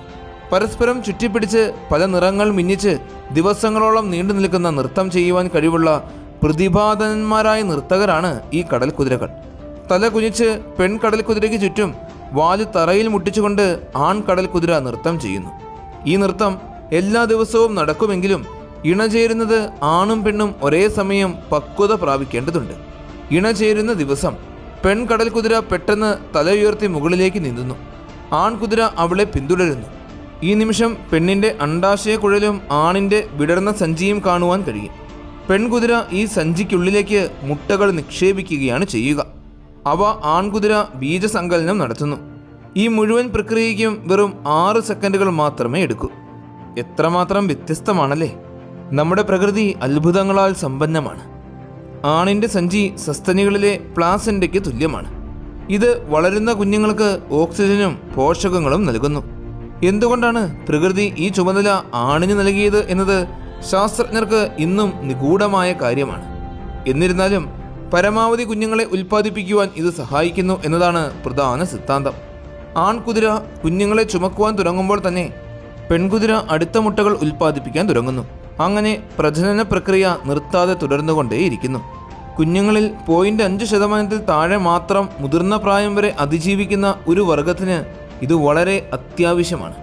കുഞ്ഞുങ്ങൾ ജനിക്കുമ്പോൾ തന്നെ പൂർണ്ണ രൂപത്തിലാണെങ്കിലും അവയ്ക്ക് മാതാപിതാക്കളെ പോലെ കവചമോ മുള്ളോ ഇല്ലാത്തതിനാൽ കടലിലെ ഇരപിടിയന്മാർക്ക് അവ എളുപ്പത്തിൽ ഇരയായി മാറുന്നു. പ്രസവം എന്നത് ഹോർമോണുകളാൽ നിയന്ത്രിക്കപ്പെടുന്ന സങ്കീർണമായ ഒരു പ്രക്രിയയാണ്. കടൽക്കുതിരകളിൽ ആണിൻ്റെ സഞ്ചിക്കുള്ളിലെ പേശികൾ ബോധപൂർവം നിയന്ത്രിക്കാൻ കഴിയുന്ന പേശികളാണ്. അതിനർത്ഥം എപ്പോൾ പ്രസവിക്കണം എന്ന് ആൺകുതിരയ്ക്ക് തീരുമാനിക്കാൻ സാധിക്കും. ആണിൻ്റെ വയറിലെ ശക്തമായ പേശികൾ ഉപയോഗിച്ച് 100 കണക്കിന് അല്ലെങ്കിൽ 1500 വരെ കുഞ്ഞുങ്ങളെ അവ പുറത്തേക്ക് തെറിപ്പിക്കുന്നു. സസ്തനികളുടെ ഗർഭപാത്രത്തിൽ നിന്നുള്ള വ്യത്യാസങ്ങൾ ഉണ്ടെങ്കിലും പ്രസവ സമയത്ത് ആൺമത്സ്യത്തിന് കഠിനമായ വേദന അനുഭവപ്പെടാറുണ്ട്. അതവരെ സംബന്ധിച്ചിടത്തോളം വളരെ തളർത്തുന്ന ഒരു പ്രക്രിയയാണ്. ആൺകുതിര 9 മുതൽ 45 ദിവസം വരെ മുട്ടകൾ ചുമക്കുന്നു. കുഞ്ഞുങ്ങൾ പുറത്തിറങ്ങി മണിക്കൂറുകൾക്കുള്ളിൽ തന്നെ ആൺകുതിര വീണ്ടും ഇണചേരാൻ തയ്യാറാകുന്നു. കടൽക്കുതിരകൾ ജീവിതകാലം മുഴുവൻ ഒരു പങ്കാളിയെ തന്നെ സ്വീകരിക്കും എന്ന് പറയാനാവില്ല എങ്കിലും പല സ്പീഷീസുകളും ഈ പ്രജനന കാലഘട്ടത്തിലുടനീളം ഒരേ പങ്കാളിയുമായി തുടരുന്നു. ചില സ്പീഷീസുകൾ കൂടുതൽ വിശ്വസ്തത കാണിക്കാറുണ്ട്. ഒരു പങ്കാളിയെ തിരഞ്ഞെടുക്കുന്നതിൽ അവസാന വാക്ക് പെണ്ണിൻ്റേതാണ്, ആണിൻ്റേതല്ല. മീനുകളിൽ ബുദ്ധിശക്തി കുറവായതിനാൽ പലപ്പോഴും കുറച്ചു ദിവസം പിരിഞ്ഞു നിന്നാൽ അവർ പങ്കാളിയെ മറന്നു പോകാറുണ്ട്. ജനിച്ച ഉടൻ തന്നെ കടൽ കുതിര കുഞ്ഞുങ്ങൾ സ്വതന്ത്രമായി ജീവിക്കാൻ തുടങ്ങുന്നു. ആദ്യ നിമിഷങ്ങളിൽ തന്നെ അവ സൂക്ഷ്മജീവികളെ ഭക്ഷണമാക്കുന്നു. എന്നിരുന്നാലും പ്രതിരോധമില്ലാത്തതിനാൽ അവ മറ്റു ജീവികളുടെ ഭക്ഷണമായി മാറാനും സാധ്യതയുണ്ട്. ശരീരഘടനയെക്കുറിച്ച് പറയുകയാണെങ്കിൽ കടൽ കുതിരകളുടെ ശരീരം ചലിപ്പിക്കാവുന്ന അസ്ഥിഫലകങ്ങളാൽ മൂടപ്പെട്ടിരിക്കുന്നു. ഇത് സ്രാവുകൾക്കോ മറ്റോ കടിച്ചു പൊട്ടിക്കുവാൻ ബുദ്ധിമുട്ടാണ്. നേരത്തെ പറഞ്ഞ പോലെ ചതുരാകൃതിയിലുള്ള വാല് അവരുടെ വലിയൊരു പ്രത്യേകതയാണ്. 30,000 തരം മത്സ്യങ്ങളിൽ കടൽ കുതിരകൾക്കും പൈപ്പ് ഹോഴ്സുകൾക്കും മാത്രമേ വാലുപയോഗിച്ച് ഒന്നിനെ പിടിച്ചു നിർത്താൻ കഴിയൂ. ഈ ചതുരരൂപം വാലിന് കൂടുതൽ ബലം നൽകുന്നു. കടൽ കുതിരകൾക്ക് ആകെ 3 ചിറകുകൾ മാത്രമേ ഉള്ളൂ. അതുകൊണ്ട് അവയ്ക്ക് വേഗത്തിൽ നീന്താൻ കഴിയില്ല. എന്നാൽ മന്ദഗതിയിലുള്ള ജീവിത രീതി കാരണം യാതൊരു പ്രശ്നവുമില്ല. ഒളിച്ചിരുന്ന് വേട്ടയാടാനാണ് ഇവർക്കിഷ്ടം. സമുദ്രത്തിലെ ഏറ്റവും മികച്ച വേട്ടക്കാരിൽ ഒന്ന് തന്നെയാണ് ഈ കൊച്ചു ജീവി. ഇരയുടെ അടുത്തേക്ക് മെല്ലെ പോയി സെക്കൻഡിൻ്റെ 100-1 സമയം കൊണ്ട് അവയെ വലിച്ചെടുക്കുന്നു. ഇതിൻ്റെ വേഗത തിരിച്ചറിയുവാൻ വീഡിയോകൾ സ്ലോ മോഷനിൽ കാണേണ്ടി വരും. സ്രാവുകളുടെ വിജയശതമാനം 50% താഴെ വരെയും പുള്ളിപ്പുലികളുടേത് 74 ആണെങ്കിൽ കടൽ കുതിരകളുടേത് 90%. വയറില്ലാത്തതിനാൽ കടൽ കുതിരകൾക്ക് എപ്പോഴും ഭക്ഷണം കഴിച്ചുകൊണ്ടേയിരിക്കണം. മുതിർന്ന കുതിരകൾ ദിവസം 30 മുതൽ 50 തവണ വരെ ഭക്ഷണം കഴിക്കുന്നു. കടൽ കുതിരകളെ അക്വേറിയങ്ങളിൽ വളർത്തുന്നത് അസാധ്യമാണ്. കാരണം അവയ്ക്ക് പെട്ടെന്ന് സ്ട്രെസ് അനുഭവപ്പെടും. അപരിചിതമായ സ്ഥലത്ത് അവ ഭക്ഷണം കഴിക്കുവാൻ വിസമ്മതിക്കുകയും പട്ടിണി കിടന്ന് മരിച്ചു പോവുകയും ചെയ്യും. ലോകത്താകെ 50 തരം കടൽ കുതിരകളുണ്ട് എങ്കിലും 30 എണ്ണവും വംശനാശ ഭീഷണിയിലാണ്. അതിന് പ്രധാന കാരണം നമ്മൾ മനുഷ്യർ തന്നെയാണ്. ചൈനയിൽ മാത്രം വർഷം തോറും 20 ദശലക്ഷം കടൽ കുതിരകളെ കൗതുക വസ്തുക്കളായി പിടിക്കുന്നു. സമുദ്രത്തിലെ അത്ഭുതകരമായ ഈ ജീവിയെ സംരക്ഷിക്കേണ്ടത് അത്യന്താപേക്ഷിതമാണ്. കുതിരയുടെ തലയും കങ്കാരുവിൻ്റെ സഞ്ചിയും ഒത്തുചേർന്ന ഈ പ്രകൃതി വിസ്മയം ലോകത്തിന് ഇന്നും ഒരു വിസ്മയം തന്നെയാണ്. പ്രകൃതിയുടെ ഏറ്റവും വിചിത്രവും എന്നാൽ മനോഹരവുമായ സൃഷ്ടികളിൽ ഒന്നാണ് കടൽ കുതിരകൾ. ഈ കുതിരയുടെ തലയും ഓന്തിൻ്റെ കണ്ണുകളും ചതുരാകൃതിയുള്ള വാലും ഒത്തുചേർന്ന ഇവയുടെ രൂപം പരിണാമം നൽകിയ ഒരു വലിയ അത്ഭുതമാണ്. 11 ദശലക്ഷം വർഷങ്ങളായി സമുദ്രത്തിൻ്റെ ആഴങ്ങളിൽ ഇവ മാറ്റമില്ലാതെ നിലനിൽക്കുന്നു എന്നത് തന്നെ നമ്മെ അതിശയിപ്പിക്കുന്ന കാര്യമാണ്. ആൺവർഗം ഗർഭം ധരിക്കുന്ന വിസ്മയം മുതൽ വയറില്ലാത്ത ശരീരത്തിന് ഊർജം നൽകുവാൻ കഴിയുന്ന അസാധാരണമായ വേട്ടയാടൽ വരെ കടൽ കുതിരകൾ ശാസ്ത്രത്തിന് ഇന്നും വലിയ പാഠപുസ്തകമാണ്. മന്ദഗതിക്കാരാണെങ്കിലും ലക്ഷ്യബോധത്തോടെയുള്ള വേട്ടയാടലും ശത്രുക്കളിൽ നിന്നും സമൃദ്ധമായി ഒളിച്ചിരിക്കാനും ഇവയ്ക്ക് പ്രത്യേക കഴിവുണ്ട്. എന്നാൽ ഇത്രയും സവിശേഷതയുള്ള ഈ ജീവികൾ ഇന്ന് വംശനാശത്തിൻ്റെ വക്കിലാണ് എന്ന് നമ്മൾ കണ്ടു. മനുഷ്യൻ്റെ ഇടപെടലുകളും അമിതമായ വേട്ടയാടപ്പെടലുകളും ഇവയുടെ നിലനിൽപ്പിന് ഭീഷണിയായി മാറുന്നു. വർഷം തോറും ദശലക്ഷക്കണക്കിന് കടൽ കുതിരകളാണ് പിടിക്കപ്പെടുന്നത്. സമുദ്രത്തിൻ്റെ ആവാസ വ്യവസ്ഥയിൽ ഈ കൊച്ചു ജീവികൾക്ക് വലിയ സ്ഥാനമുണ്ട്. കടൽ കുതിരകളെക്കുറിച്ചുള്ള ഈ നിഗൂഢതകൾ നമ്മെ ഓർമ്മിപ്പിക്കുന്നത് ഒന്നു മാത്രമാണ്: പ്രകൃതിയുടെ ഓരോ സൃഷ്ടിയും അതിൻ്റേതായ രീതിയിൽ പൂർണ്ണമാണ്. ഈ കൊച്ചു വിസ്മയങ്ങളെ സംരക്ഷിക്കേണ്ടത് വരും തലമുറയ്ക്കായി നമ്മൾ ചെയ്യേണ്ട കടമയാണ്. ആഴക്കടലിലെ ഈ കുഞ്ഞു നർത്തകർ എന്നും നമ്മുടെ സമുദ്രങ്ങളിൽ ബാക്കിയുണ്ടാകട്ടെ. 7 വയസ്സ് പ്രായമുള്ള കുട്ടികളെക്കാൾ ബുദ്ധിശാലികളായ പക്ഷികൾ നമുക്ക് ചുറ്റിലും പറക്കുന്നുണ്ട് എന്ന് പറഞ്ഞാൽ വിശ്വസിക്കാൻ സാധിക്കുമോ? ഈ പക്ഷിക്ക് എണ്ണാനും ഉപകരണങ്ങൾ ഉപയോഗിക്കാനും സങ്കീർണമായ പ്രശ്നങ്ങൾ പലതും പരിഹരിക്കാനും കഴിയും. ഇവർക്ക് അസാമാന്യമായ ഓർമ്മശക്തിയുണ്ട്. കൂടാതെ ഭാവിയിലേക്ക് പദ്ധതികൾ വിഭാവനം ചെയ്യാൻ സാധിക്കും. ഇവർ കാര്യകാരണ തത്വങ്ങൾ മനസ്സിലാക്കുകയും തങ്ങളുടെ പ്രവൃത്തികളുടെ ഫലം മുൻകൂട്ടി കാണുകയും ചെയ്യുന്നു. ഇവർ മനുഷ്യർ ഉൾപ്പെടെയുള്ള പല മൃഗങ്ങളെയും പരിഹസിക്കുന്നു. കഴിഞ്ഞ കുറച്ച് വർഷങ്ങളായി ഈ പക്ഷിയുടെ ബുദ്ധിശക്തിയെക്കുറിച്ച് ശാസ്ത്രജ്ഞർ കൂടുതൽ ഞെട്ടിക്കുന്ന കണ്ടെത്തലുകൾ നടത്തിക്കൊണ്ടിരിക്കുകയാണ്. നാം ഒരിക്കലും ഗൗരവമായി എടുത്തിട്ടില്ലാത്ത ഒരു ജീവവർഗവുമായി ഉടൻ തന്നെ നമുക്ക് ഏകദേശം തുല്യമായ തന്നെ നിബന്ധനകളിൽ കണക്കിലെടുക്കേണ്ടി വരുമെന്ന് തോന്നുന്നു. ഇത് അത്യന്തം പരിണമിച്ച ഒരു കുരങ്ങുവർഗത്തെക്കുറിച്ചുള്ള വിവരണമല്ല, നമ്മൾ നിരന്തരം കണ്ടുകൊണ്ടിരിക്കുന്ന കാക്കകളെക്കുറിച്ചാണ്. കാക്കകളുടെ ഈ അതിശയകരമായ കഴിവുകൾ ആളുകൾ പണ്ടേ ശ്രദ്ധിച്ചിട്ടുണ്ട്. ഇത് കാക്കകൾക്ക് മാത്രമല്ല, കാക്കകൾ, റാവൻസുകൾ, മാക്പെയിനുകൾ, ജെയ്സ്, റൂക്സ്, ജഗ്ഡോസ് എന്നിവ പോലുള്ള മുഴുവൻ കാക്ക കുടുംബത്തിലും ഇത് സത്യമാണ്. ആകെ ഏകദേശം 130ഓളം ഇനങ്ങളാണുള്ളത്. പണ്ട് ജീവിച്ചിരുന്ന, പണ്ട് എന്ന് പറയുമ്പോൾ വളരെ വളരെ പണ്ട് എന്നാണ് അർത്ഥം, BC 600 ജീവിച്ചിരുന്ന ഇതിഹാസ പുരാതന ഗ്രീക്ക് കഥാകാരനായ ഈസോപ്പ് തൻ്റെ ഏറ്റവും പ്രശസ്തമായ കഥകളിൽ ഒന്നായ കാക്കയും കുടവും ഈ പ്രതിഭാസത്തിനായി സമർപ്പിച്ചിട്ടുമുണ്ട്. ദാഹിച്ച ഒരു കാക്ക വെള്ളം നിറഞ്ഞ ഒരു കുടം കാണുന്നതിനെക്കുറിച്ചാണ് ഈ കഥ. എന്നാൽ കുടം വായ്വട്ടം വരെ നിറഞ്ഞിരുന്നില്ല. കാക്കയ്ക്ക് തൻ്റെ കൊക്കുകൊണ്ട് വെള്ളത്തിൽ തൊടാൻ കഴിഞ്ഞിരുന്നില്ല. കുടം ചരിക്കുവാനും കഴിയാതിരുന്ന പക്ഷി വെള്ളം കുടത്തിൻ്റെ മുകളിൽ എത്തുന്നതുവരെ ഓരോന്നായി കല്ലുകൾ പെറുക്കി അതിലേക്ക് ഇട്ടുകൊണ്ടേയിരുന്നു. അങ്ങനെ അതിന് വെള്ളം കുടിക്കുവാൻ കഴിഞ്ഞു. ഏകദേശം 2600 വർഷങ്ങൾക്ക് ശേഷം ഈസോപ്പിൻ്റെ കഥ വെറുമൊരു കഥയല്ല എന്ന് പരിശോധിക്കുവാൻ ആളുകൾ തീരുമാനിച്ചു. 2009 ഓഗസ്റ്റിൽ കറന്റ് ബയോളജിയിൽ പ്രസിദ്ധീകരിച്ച ഒരു പഠനം കാണിക്കുന്നത് കാക്കകളുടെ ബന്ധുവായ റൂക്സ് സമാനമായ സാഹചര്യത്തിൽ കൃത്യമായി ഇതേ രീതിയിൽ തന്നെ പെരുമാറുന്നു എന്നാണ്. ഈ പരീക്ഷണം പിന്നീട് വിവിധ സാഹചര്യങ്ങളിൽ പലതവണ ആവർത്തിക്കപ്പെട്ടു. കാക്കകൾ എങ്ങനെ കൂടുതൽ പ്രശ്നങ്ങൾ പരിഹരിക്കുന്നു എന്ന് കാണുവാൻ ഗവേഷകർ പരീക്ഷണത്തിൽ നിബന്ധനകൾ കൂട്ടിച്ചേർത്തു. ഉദാഹരണത്തിന്, ഈ ദൃശ്യത്തിൽ ഒരു ന്യൂ കാലിഡോണിയൻ കാക്കയ്ക്ക് 2 വ്യത്യസ്ത പാത്രങ്ങളിൽ 2 പലഹാരങ്ങൾ നൽകുന്നത് നമ്മൾ കാണുന്നു. 2 പാത്രങ്ങളിലും ഭക്ഷണം ഒരേ നിരപ്പിൽ ഉപരിതലത്തിലുണ്ട്. എന്നാൽ ഒരു പാത്രത്തിൽ വെള്ളവും മറ്റൊന്നിൽ മണലുമാണ് നിറച്ചിരിക്കുന്നത്. ബുദ്ധിമാനായ കാക്ക മണൽ നിറച്ച വലതുവശത്തെ പാത്രത്തിൽ കല്ലുകൾ ഇടാൻ ശ്രമിക്കുന്നത് പോലുമില്ല. നേരിട്ട് ഇടതുവശത്തെ പാത്രത്തിലാണ് കല്ലുകൾ ഇടുന്നത്. മണലിൽ ഈ വിദ്യ നടക്കില്ലെന്ന് തുടക്കം മുതലേ അത് മനസ്സിലാക്കിയെന്ന് തോന്നുന്നു. ശരി, ഒരുപക്ഷെ ഇത് പെട്ടെന്ന് ഊഹിക്കുന്നത് കാക്കയ്ക്ക് അത്ര ബുദ്ധിമുട്ടുള്ള കാര്യമായിരുന്നില്ലായിരിക്കാം. തുടർന്ന് അവർ മറ്റൊരു പരീക്ഷണം നടത്തി. വെള്ളം നിറച്ച പാത്രം ഒന്നു തന്നെയായിരുന്നു. എന്നാൽ കല്ലുകൾക്ക് പകരം വെളുത്ത പദാർത്ഥങ്ങൾ കൊണ്ടുള്ള കട്ടകളായിരുന്നു. അവയ്ക്കെല്ലാം ഒരേ വലിപ്പമായിരുന്നു. എന്നാൽ ചിലത് ഭാരമുള്ളതും മറ്റുള്ളവ ഭാരമില്ലാത്തതുമായിരുന്നു. അപ്പോൾ ഒരു അത്ഭുതകരമായ കാര്യം സംഭവിച്ചു. കാക്ക മാറി മാറി ഭാരമുള്ള കട്ടകളെടുത്ത് പാത്രത്തിലേക്ക് ഇടുന്നു. ഭാരമില്ലാത്തവ എടുക്കുമ്പോൾ അത് മാറ്റിവെക്കുകയും അടുത്തതെടുക്കുകയും ചെയ്യുന്നു. ഭാരമില്ലാത്തത് വെള്ളത്തിൽ താഴില്ല എന്നും അതിനാൽ അത് പ്രയോജനമില്ലെന്നും തൻ്റെ കൊക്കിൻ്റെ ഭാരം കൊണ്ട് കാക്ക മനസ്സിലാക്കി അത് അനാവശ്യമെന്ന് കരുതി ദൂരത്തേക്ക് എറിഞ്ഞു കളഞ്ഞു. എന്നാൽ ശാസ്ത്രജ്ഞർക്ക് ഇതും മതിയായിരുന്നില്ല. അവർ നിബന്ധനകൾ മാറ്റിക്കൊണ്ടേയിരുന്നു. വ്യത്യസ്ത വീതിയുള്ള വ്യത്യസ്ത ജലനിരപ്പുള്ളതുമായ പാത്രങ്ങൾ അവർ വെച്ചു. അവർ കാക്കയ്ക്ക് വ്യത്യസ്ത വസ്തുക്കൾ നൽകി. പക്ഷേ ഫലം അപ്പോഴും ഒന്നു തന്നെയായിരുന്നു. ഒരു പരിഹാരം ലഭിക്കുന്നതിന് വേണ്ടി എങ്ങനെ ചെയ്യണമെന്ന് ന്യൂ കാലിഡോണിയൻ കാക്ക വളരെ വേഗതയിൽ തന്നെ മനസ്സിലാക്കിയെടുത്തു. ഒടുവിൽ ഒരു പരീക്ഷണം എന്ന പോലെ കാക്കയെ പരാജയപ്പെടുത്തുവാൻ തന്നെ അവർ തീരുമാനിച്ചു.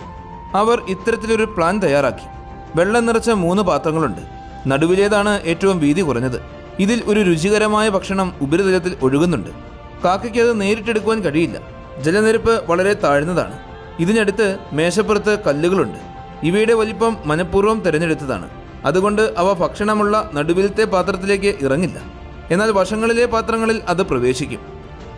കാരണം കുശാഗ്ര ബുദ്ധികളായ ശാസ്ത്രജ്ഞർ നടുവിലെ വീതി കുറഞ്ഞ പാത്രത്തിലെ മേശയ്ക്കടിയിലൂടെ തൊട്ടടുത്തുള്ള പാത്രവുമായി ആ ചെറിയ പാത്രത്തെ ബന്ധിപ്പിച്ചിരുന്നിട്ടുണ്ട്. ഇടതുവശത്തെ പാത്രം വേറെയായിരുന്നു. വലതുവശത്തെ പാത്രത്തിൽ ഒരു കല്ലിട്ട് കഴിഞ്ഞാൽ അതിലും നടുവിലത്തെ പാത്രത്തിലും ജലനിരപ്പ് ഒരേപോലെ ഉയരും. ഇടതുവശത്ത് സമാന വീതിയുള്ള പാത്രമാണുള്ളത്. പക്ഷേ ഇതും മറ്റുള്ളവയുമായി യാതൊരു ബന്ധവുമില്ല. അതിനാൽ കല്ലിട്ടാലും നടുവിലത്തെ പാത്രത്തിലെ ജലനിരപ്പിനെ ബാധിക്കില്ല. പ്രശ്നം നേരിട്ട് പരിഹരിക്കുവാൻ കഴിയില്ലെന്ന് നിങ്ങൾ മനസ്സിലാക്കുന്നുണ്ടോ? ഇവിടെ പരീക്ഷണം നടത്തുക മാത്രമല്ല, ശരിയായ കാര്യകാരണ ബന്ധങ്ങൾ കണ്ടെത്തുകയും വേണം. കുറച്ച് ശ്രമങ്ങൾക്ക് ശേഷം തൊട്ടടുത്തുള്ള പാത്രത്തിലല്ല, മറിച്ച് ശരിയായ രീതിയിൽ പ്രവർത്തിക്കുന്ന പാത്രത്തിലാണ് കല്ലിടേണ്ടത് എന്ന് കാക്കയ്ക്ക് മനസ്സിലാകുന്നു. ചുരുക്കത്തിൽ, കാക്ക സ്കൂളിൽ പോയിട്ടില്ലെങ്കിലും ആർക്കിമിഡീസിന്റെ ഇതിഹാസ കണ്ടെത്തലിലെ അറിവിലുള്ള പരീക്ഷണം തമാശ രൂപേണ വിജയിച്ചു. നമുക്കൊന്ന് ഓർത്തെടുക്കാം. ഇതിഹാസമനുസരിച്ച് പുരാതന ഗ്രീക്ക് ശാസ്ത്രജ്ഞനും എഞ്ചിനീയറുമായ ആർക്കിമിഡീസ് വെള്ളം നിറച്ച ഒരു ബാത്ടബിൽ കിടക്കുമ്പോൾ പെട്ടെന്ന് ഒരു ലളിതമായ തത്വം മനസ്സിലായി. സ്ഥാനഭ്രംശം സംഭവിക്കുന്ന വെള്ളത്തിന്റെ അളവ് ആ വെള്ളത്തിൽ മുങ്ങുന്ന വസ്തുവിന്റെ ഭാരത്തിന് തുല്യമായിരിക്കും. ഈ കണ്ടെത്തലാണ് അദ്ദേഹത്തെ യുറേക്ക എന്ന് വിളിച്ച് ഓടാൻ പ്രേരിപ്പിച്ചത്. ഇതിനർത്ഥം ഞാനിത് കണ്ടെത്തി എന്നാണ്. നിങ്ങൾക്ക് കാണാവുന്ന പോലെ കാക്കകളും ഇതേ കണ്ടെത്തലിൽ നിന്ന് ഒട്ടും പിന്നിലല്ല. കുറഞ്ഞപക്ഷം ന്യൂ കാലിഡോണിയൻ കാക്കയെങ്കിലും അത് പണ്ടേ ചെയ്തിട്ടുണ്ടാകും. അവ കാക്ക കുടുംബത്തിലെ ഏറ്റവും ബുദ്ധിമാന്മാരിൽ ഒന്നായി കണക്കാക്കപ്പെടുന്നു. കാക്കകളും വെള്ളവും തമ്മിലുള്ള പരീക്ഷണങ്ങൾ നിങ്ങളെ എത്രത്തോളം ആകർഷിച്ചിട്ടില്ല എങ്കിൽ ശരിക്കും അത്ഭുതപ്പെടാൻ തയ്യാറായിക്കൊള്ളുക. വർഷങ്ങളോളമായി ഗവേഷകർ കുരങ്ങുകളിൽ പല പരീക്ഷണങ്ങളും നടത്തുന്നുണ്ട്. അതിനാൽ എന്തെങ്കിലും കിട്ടുന്നതിനു വേണ്ടി വടി ഉപയോഗിക്കുന്ന കുരങ്ങ് ഇന്നൊരു അത്ഭുതമല്ല. എന്നാൽ ഒരു കുരങ്ങ് സ്വന്തമായി ഒരു സ്റ്റൂൾ ഉണ്ടാക്കിയാൽ അത് ശാസ്ത്രലോകത്തും മനുഷ്യവർഗത്തിലും വലിയ ചലനമുണ്ടാക്കും. എന്തുകൊണ്ടാണ് ഈ ഉദാഹരണം പറയുന്നത്? നമുക്ക് മുകളിൽ നിന്ന് തുടങ്ങാം. ന്യൂ കാലിഡോണിയൻ കാക്കകളെ ഏറ്റവും ബുദ്ധിമാന്മാരാക്കുന്ന മറ്റെന്താണ് അവർ ചെയ്യുന്നത്? സ്വയം നിർമ്മിച്ച ഉപകരണങ്ങൾ എങ്ങനെ ഉപയോഗിക്കാമെന്ന് അവർക്കറിയാം. അവർ അതിൽ എത്ര സമർത്ഥരാണെന്നതിനാൽ പരിചയസമ്പന്നരായ ഗവേഷകർ പോലും അത്ഭുതപ്പെട്ടു പോകും. 2002 ഓക്സ്ഫോർഡ് സർവകലാശാലയിലെ ശാസ്ത്രജ്ഞർ ബെറ്റി എന്ന ന്യൂ കാലിഡോണിയൻ കാക്കയുടെ പെരുമാറ്റം നിരീക്ഷിച്ചു. ഈ വീഡിയോ പരീക്ഷണത്തിലെ അതിൻ്റെ അതിശയിപ്പിക്കുന്ന നേട്ടം കാണിക്കുന്നു. ഭക്ഷണമുള്ള ഒരു ചെറിയ ബക്കറ്റ് ഒരു കുഴലിനുള്ളിൽ വെച്ചു. കുഴലിൻ്റെ നീട്ടം കാരണം കാക്കയ്ക്ക് ബക്കറ്റ് ചെത്താൻ കഴിയില്ല. തുടർന്ന് അതൊരു ചെറിയ കമ്പി കഷ്ണം എടുത്തു. അതുപയോഗിച്ച് ബക്കറ്റ് കൊളുത്തിയെടുക്കുവാൻ പലതവണ ശ്രമിച്ചുവെങ്കിലും പരാജയപ്പെട്ടുപോയി. കമ്പി വളച്ച് ഒരു കൊളുത്തുണ്ടാക്കി മാറ്റുവാൻ അത് ചിന്തിക്കുകയും പിന്നീട് എളുപ്പത്തിൽ അത് കൊളുത്താക്കി മാറ്റുകയും ആ ബക്കറ്റ് നിഷ്പ്രയാസം പുറത്തെടുക്കുകയും ചെയ്തു. മാത്രമല്ല, തുടർന്നുള്ള 10ൽ 9 തവണയും കാക്ക ഇത് ആവർത്തിച്ചുകൊണ്ടേയിരുന്നു. ബെറ്റി ഇതിലൂടെ എല്ലാവരെയും ശരിക്കും അത്ഭുതപ്പെടുത്തി. ഇത് വെറുമൊരു തുടക്കം മാത്രമായിരുന്നു. അവർ പരീക്ഷണം വീണ്ടും സങ്കീർണമാക്കി. പക്ഷിക്ക് ഇതിലും പ്രയാസകരമായൊരു ജോലി ചെയ്യേണ്ടി വന്നു. ആദ്യം നീളമുള്ള വടി കിട്ടുവാൻ ഒരു ചെറിയ വടി ഉപയോഗിക്കുക, എന്നിട്ട് അതുപയോഗിച്ച് ഭക്ഷണത്തിലെത്തുക. ബെറ്റി ഈ ജോലിയും വളരെ എളുപ്പത്തിൽ തന്നെ കൈകാര്യം ചെയ്തു. പിന്നീട് ന്യൂ കാലിഡോണിയൻ കാക്കകളിൽ സമാനമായ നിരവധി പരീക്ഷണങ്ങൾ നടത്തപ്പെട്ടു. ശാസ്ത്രജ്ഞർ പരീക്ഷണങ്ങളുടെ സങ്കീർണത വർദ്ധിപ്പിച്ചുകൊണ്ടേയിരുന്നു. ഓരോന്ന് കഴിയുന്തോറും കാക്കകളുടെ സാമർഥ്യം കണ്ട് അത്ഭുതം വർദ്ധിച്ചു വന്നുകൊണ്ടേയിരുന്നു. ചില പരീക്ഷണങ്ങൾ ഗവേഷകരെ ഞെട്ടിച്ചു. വിയന്ന സർവകലാശാലയിലെ ആലിസ് ഓസ്ബെർഗും ഓക്സ്ഫോർഡിലെ അലജാൻഡ്രോ സെൽവിനിയും ചേർന്ന് പ്രസിദ്ധീകരിച്ച ലേഖനത്തിൽ പറയുന്നത്, ന്യൂ കാലിഡോണിയൻ കാക്കകൾക്ക് വിവിധ ഭാഗങ്ങൾ കൂട്ടിയോജിപ്പിച്ച് ഉപകരണങ്ങൾ നിർമ്മിക്കാൻ കഴിയുമെന്നാണ്. കാക്കകൾക്ക് ഒരു പാത്രത്തിൽ നിന്നും ഭക്ഷണം ഇടക്കേണ്ടി വന്നു. അതിനായി അവർ ഒരു നീളമുള്ള വടി ഉപയോഗിക്കേണ്ടി വന്നു. തുടക്കത്തിൽ ബോക്സിന് ചുറ്റും വടികൾ വെച്ചിരുന്നു. പക്ഷികൾ അവ വിജയകരമായി തന്നെ ഉപയോഗിച്ചു. എന്നാൽ പിന്നീട് മുൻകൂട്ടി നിർമ്മിച്ച നീളമുള്ള വടികൾക്ക് പകരം ചെറിയ വടികൾ വെച്ചു. അവ പരസ്പരം ബന്ധിപ്പിച്ച് നീളമുള്ള ഒന്നാക്കി മാറ്റുവാൻ കഴിയുന്നവയായിരുന്നു. 8 പക്ഷികളിൽ 4 എണ്ണവും യാതൊരു പരിശീലനവുമില്ലാതെ എന്തു ചെയ്യണമെന്ന് സ്വയം മനസ്സിലാക്കി. വടികൾ കൂട്ടിച്ചേർത്ത് ഭക്ഷണം കൈക്കലാക്കി. പിന്നീട് ജോലി കൂടുതൽ പ്രയാസകരമാക്കി. ചെറിയ വടികൾ നേരിട്ടല്ല, മറിച്ച് ഒരു പ്രത്യേക അഡാപ്റ്റർ ഉപയോഗിച്ച് ബന്ധിപ്പിച്ചിരുന്നു. വസ്തുക്കൾ പരിശോധിച്ച ശേഷം അഡാപ്റ്ററുകളുടെ ഉദ്ദേശം മനസ്സിലാക്കിയ ഒരു കാക്ക അതിലുണ്ടായിരുന്നു. ആ ബുദ്ധിമാൻ 3 മാത്രമല്ല 4 ഭാഗങ്ങൾ ഉപയോഗിച്ച് പോലും ആവശ്യമായ നീളമുള്ള വടി നിർമ്മിച്ചു. ഒരു കാലത്ത് മനുഷ്യർക്ക് മാത്രമേ ഉപകരണങ്ങൾ നിർമ്മിക്കാൻ കഴിയൂ എന്ന് വിശ്വസിച്ചിരുന്നു. പിന്നീട് മനുഷ്യർക്കും ചിമ്പാൻസികൾക്കും മാത്രമേ വിവിധ ഭാഗങ്ങൾ കൂട്ടിച്ചേർത്ത് ഒരു ഉപകരണം നിർമ്മിക്കാൻ കഴിയൂ എന്നാണ് നമ്മൾ കരുതിയിരുന്നത്. ഈ കാക്ക കുടുംബത്തെ നമ്മൾ എത്രത്തോളം കുറച്ചാണ് കണ്ടിരുന്നത് എന്ന് ഇപ്പോൾ മനസ്സിലാകുന്നുണ്ടോ? ഒരു പക്ഷിക്ക് പല ഭാഗങ്ങൾ ഉപയോഗിച്ച് ഉപയോഗപ്രദമായ ഒരു ഉപകരണം നിർമ്മിക്കുവാൻ കഴിയുന്നത് യാതൊരു നിർദ്ദേശവുമില്ലാതെ ഒരു കുരങ്ങ് ചുറ്റുകയും ആപ്പും ഉപയോഗിച്ച് ഒരു കസേര നിർമ്മിക്കുന്നത് പോലെയാണ്. എങ്ങനെയെല്ലാമാണ് കാക്കകളുടെ ബുദ്ധിശക്തിയെക്കുറിച്ച് നമ്മൾ ഇത്രയധികം കാര്യങ്ങൾ കാണാതെ പോയത്? കാക്കകളുടെ ബുദ്ധിശക്തിയെക്കുറിച്ചുള്ള നമ്മുടെ കഥയുടെ തുടക്കം മാത്രമാണിത്. ഇതിലും അത്ഭുതപ്പെടുത്തുന്ന കാര്യങ്ങൾ ഇനിയുമുണ്ട്. എന്നാൽ ആദ്യം, അങ്ങേയറ്റം ബുദ്ധിയുള്ള ഈ വർഗത്തെ നമ്മുടെ മൂക്കിന് താഴെയുണ്ടായിട്ടും നാം എങ്ങനെ ശ്രദ്ധിക്കാതെ പോയി എന്ന് വിവരിക്കാം. ഈ പക്ഷികൾ മറ്റു പക്ഷികളെക്കാൾ ബുദ്ധിമാന്മാരാണെന്ന് ആളുകൾ പണ്ടേ ശ്രദ്ധിച്ചിരുന്നു. എങ്കിലും ആരും അവയുടെ ബുദ്ധിശക്തിയെ ഗൗരവമായി എടുത്തില്ല. അവർക്ക് ബുദ്ധിയില്ലെന്ന് ശാസ്ത്രം ദൃഢമായി വിശ്വസിച്ചു. എന്തുകൊണ്ടെന്നാൽ മനസ്സിനെക്കുറിച്ചുള്ള പഠനങ്ങൾ മനുഷ്യരെയും പിന്നീട് കുരങ്ങുകളെയും അടിസ്ഥാനപ്പെടുത്തിയുള്ളതായിരുന്നു. ചിന്തിക്കാനുള്ള കഴിവിന് സസ്തനികളിൽ നിയോ കോർട്ടക്സ് എന്ന ഭാഗമുണ്ട്. എന്നാൽ പക്ഷികൾക്ക് ഒരു നിയോ കോർട്ടക്സ് ഇല്ല. അതുകൊണ്ട് തന്നെ നിയോ കോർട്ടക്സ് ഇല്ലെങ്കിൽ ചിന്തയില്ല എന്ന് ശാസ്ത്രജ്ഞന്മാർ ഉറച്ചു വിശ്വസിച്ചു. അവർ പക്ഷികളുടെ ബുദ്ധിശക്തിയെക്കുറിച്ചുള്ള ചോദ്യം അന്വേഷിക്കാതെ തന്നെ അവസാനിപ്പിച്ചു കളഞ്ഞു. എന്നാൽ ലബോറട്ടറി പരീക്ഷണങ്ങളുടെ ഫലങ്ങൾ അവഗണിക്കുവാൻ കഴിയാത്തതായിരുന്നു. ഈ പക്ഷികൾ ബുദ്ധിശക്തിയിൽ ചില സസ്തനികൾക്ക് തുല്യമാണ് എന്ന് മാത്രമല്ല, മിക്കവയെയും മറികടക്കുകയും ചെയ്യുന്നു എന്ന് തെളിഞ്ഞു. ഒരു എലി കാക്ക ചെയ്യുന്ന പോലെ ഉപകരണങ്ങൾ കൈകാര്യം ചെയ്യുന്നത് നിങ്ങൾക്ക് സങ്കല്പിക്കാൻ കഴിയുമോ? ഒരു നായ്ക്ക് പോലും ചെയ്യാൻ കഴിയാത്ത കാര്യമാണിത്. അതിനാൽ ശാസ്ത്രജ്ഞർക്ക് അവരുടെ സമീപനം മാറ്റേണ്ടി വന്നു. പക്ഷികളുടെ തലച്ചോറിൻ്റെ ഘടനയിൽ സസ്തനികളിൽ നിന്നും തികച്ചും വ്യത്യസ്തമാണ് എന്ന് അവർ മനസ്സിലാക്കി. ട്രോമോഗ്രഫി പോലുള്ള അത്യാധുനിക സാങ്കേതിക വിദ്യ വന്നതോടെയാണ് വലിയ മാറ്റങ്ങൾ ഉണ്ടായത്. കാക്ക കുടുംബത്തിൻ്റെ തലച്ചോറിലെ ന്യൂറോണുകൾ വളരെ ചെറുതാണെന്നും അവ അതിസാന്ദ്രമായി ക്രമീകരിച്ചിട്ടുള്ളതാണ് എന്നും കണ്ടെത്തി. ഒരു കുരങ്ങിനേക്കാൾ 2 ഇരട്ടി ന്യൂറോണുകൾ കാക്കയുടെ തലച്ചോറിനുള്ളിലുണ്ട്. മറ്റൊരു രസകരമായ കാര്യം, ഒരു വൈൻഡിങ് മെഷീൻ ഉപയോഗിക്കുവാൻ അറിയാവുന്ന കാക്കയെക്കുറിച്ച് എന്താണ് നിങ്ങളുടെ അഭിപ്രായം? കേംബ്രിഡ്ജ് സർവകലാശാലയിലെ ഡോക്ടർ സാറ ജൽബർട്ട് വികസിപ്പിച്ചെടുത്ത ഒരു പരീക്ഷണമാണിത്. കാക്കകൾക്ക് വനത്തിനുള്ളിൽ ഒരിക്കലും ചെയ്യേണ്ടി വരാത്ത ഒരു കാര്യം നൽകി അവരെ ചിന്തിപ്പിക്കുക എന്നതായിരുന്നു ലക്ഷ്യം. യന്ത്രത്തിൽ ഒരു പേപ്പർ കഷ്ണം ഇട്ടാൽ കാക്കയ്ക്ക് ഇറച്ചി കഷ്ണം ലഭിക്കും. കാക്കകൾക്ക് ഇത് വേഗതയിൽ പഠിക്കാൻ സാധിച്ചു. പിന്നീട് അവർക്ക് വലിയ പേപ്പർ ഷീറ്റുകൾ നൽകി. അവ യന്ത്രത്തിൽ കയറില്ലായിരുന്നു. പകുതിയോളം കാക്കകളും പേപ്പർ ചെറിയ കഷ്ണങ്ങളാക്കി കീറി മുറിച്ച ശേഷമാണ് ഉപയോഗിച്ചത്. പിന്നീട് പേപ്പർ ടോക്കണിൻ്റെ ശരിയായ വലിപ്പം ഓർമ്മയിൽ നിന്നും നിർമ്മിക്കുവാൻ അവർക്ക് കഴിയുമോ എന്ന് പരിശോധിച്ചു. ഓരോ കാക്കയ്ക്കും പ്രത്യേക വലിപ്പത്തിലുള്ള ടോക്കൺ ആവശ്യമായ വ്യത്യസ്ത മെഷീനുകൾ നൽകി. മാതൃകകൾ മുന്നിലില്ലാത്തത് തന്നെ. തങ്ങളുടെ മെഷീന് വേണ്ട പേപ്പറിൻ്റെ വലിപ്പം ഓർത്തെടുത്ത് അത് നിർമ്മിക്കുവാൻ അവർക്ക് സാധിച്ചു. ഇതുമാത്രമല്ല, കാക്കകൾക്ക് എണ്ണാനും അറിയാം. ട്യൂബിംഗൺ സർവകലാശാലയിലെ ഗവേഷകർ ഒരു സ്ക്രീനിൽ 1 മുതൽ 5 വരെയുള്ള കുത്തുകൾ കാക്കകളെ കാണിച്ചു. ക്രമീകരണവും വലിപ്പവും മാറിയാലും കുത്തുകളുടെ എണ്ണം നോക്കി ശരിയായി ഉത്തരം നൽകുവാൻ കാക്കകൾക്ക് കഴിഞ്ഞു. 75% കേസുകളിലും അവർ ശരിയായി തന്നെ തിരിച്ചറിഞ്ഞു. മറ്റൊരു അത്ഭുതകരമായ പരീക്ഷണം റിക്കർഷൻ എന്ന സങ്കീർണമായ ചിന്താരീതിയെക്കുറിച്ചായിരുന്നു. സങ്കീർണമായ വാചകങ്ങൾ നിർമ്മിക്കുവാൻ മനുഷ്യർ ഉപയോഗിക്കുന്ന രീതിയാണിത്. കാക്കകൾക്ക് ബ്രാക്കറ്റുകൾ ഉപയോഗിച്ച് സങ്കീർണമായ ക്രമീകരണങ്ങൾ നിർമ്മിക്കുവാൻ നൽകിയപ്പോൾ 3-4 വയസ്സുള്ള കുട്ടികളോ കുരങ്ങുകളോ ചെയ്യുന്ന അതേ നിലവാരത്തിൽ കാക്കകൾ അത് ചെയ്തു. കൂടാതെ സ്റ്റാറ്റിസ്റ്റിക്കൽ റീസണിംഗ് ഉപയോഗിക്കാനും അവർക്കറിയാം. അതായത് ഒരു കാര്യം ചെയ്താൽ പ്രതിഫലം കിട്ടാനുള്ള സാധ്യത എത്രയാണെന്ന് അവർക്ക് കണക്ക് കൂട്ടുവാൻ കഴിയും. ഭക്ഷണം ഒളിപ്പിച്ചു വെക്കുന്ന കാര്യത്തിലും ഇവർ അസാമാന്യ ബുദ്ധി കാണിക്കുന്നു. ഭക്ഷണം എവിടെയാണ് വെച്ചിരിക്കുന്നത് എന്ന് അവർക്ക് കൃത്യമായി അറിയാം.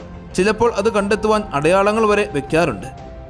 മാഷ്മെല്ലോ പരീക്ഷണം കാക്കകളിൽ നടത്തിയപ്പോൾ നല്ല ഭക്ഷണത്തിനു വേണ്ടി എത്ര സമയം വേണമെങ്കിലും കാത്തിരിക്കാനുള്ള ക്ഷമ അവർക്കുണ്ട് എന്ന് തെളിഞ്ഞു.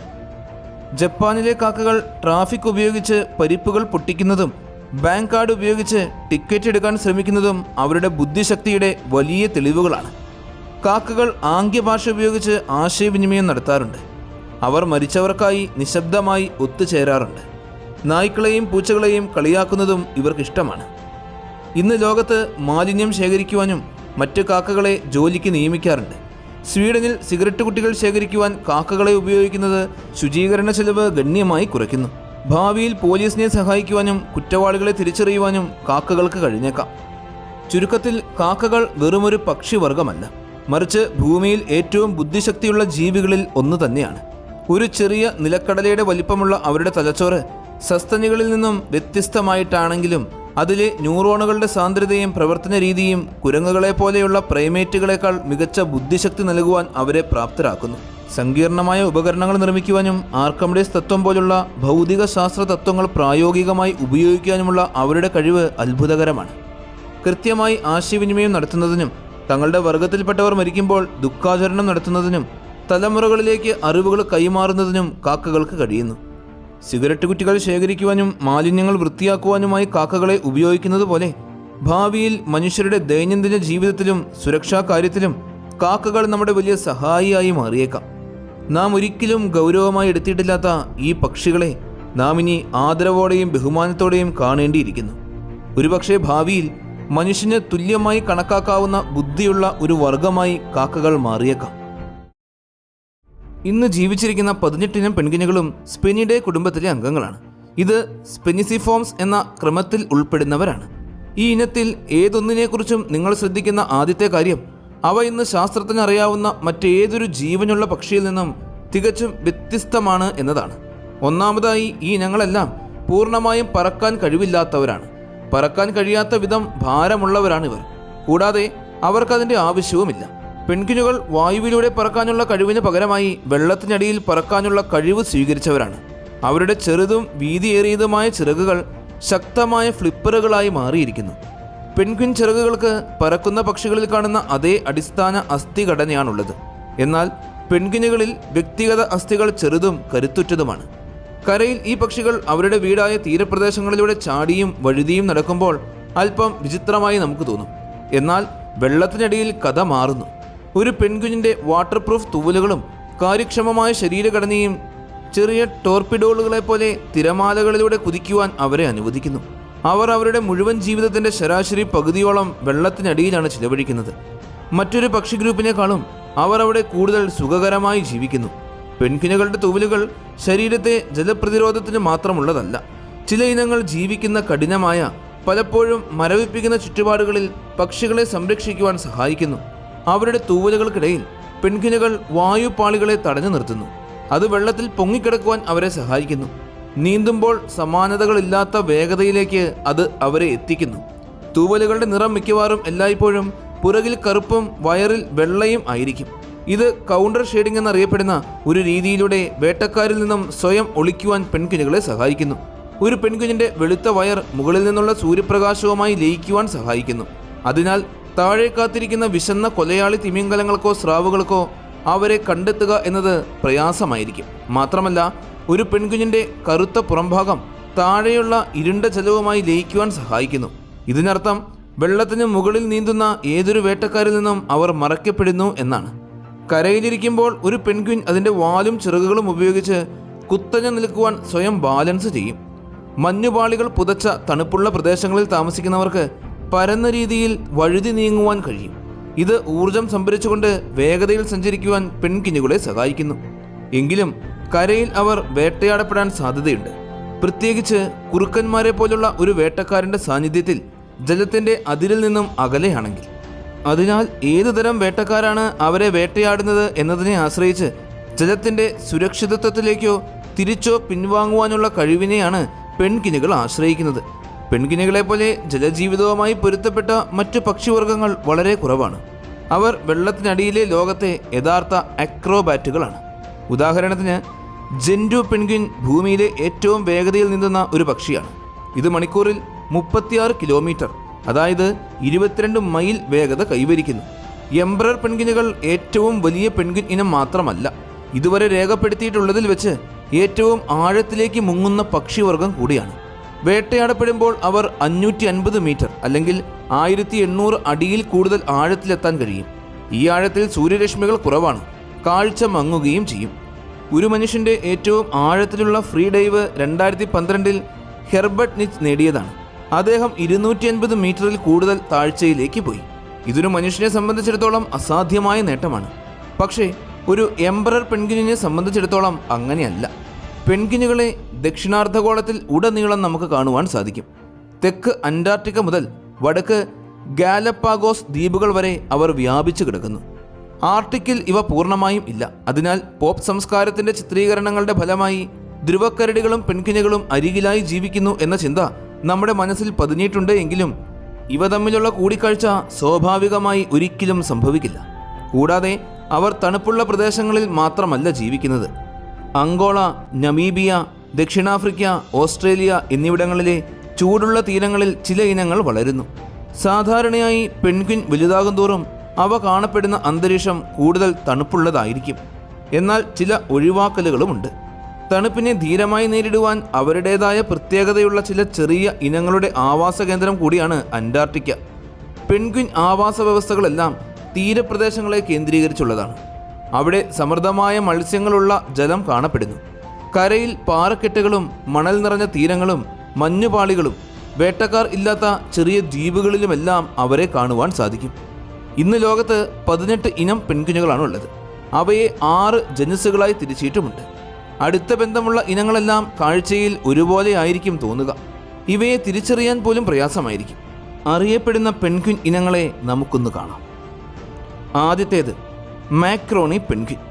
ഓരോ കണ്ണിനും തൊട്ട് മുകളിലായി കാണപ്പെടുന്ന കടും മഞ്ഞ നിറത്തിലുള്ള തൂവലുകളാൽ തിരിച്ചറിയപ്പെടുന്ന ഇവ ക്രസ്റ്റഡ് പെൻഗ്വിനുകളിൽ ആദ്യത്തേതാണ്. പ്രത്യേകിച്ചും 18-ാം നൂറ്റാണ്ടിലെ ബ്രിട്ടനിലെ മാക്രോണി ഉപസംസ്കാരത്തിലെ പുരുഷന്മാരുടെ ഹെയർ സ്റ്റൈലിനോട് സാമ്യമുള്ളത് കാരണം ഈ ഇനങ്ങൾക്ക് ഈ പേര് നൽകി. ഇവയ്ക്ക് ചുവന്ന കൊക്കുണ്ട്.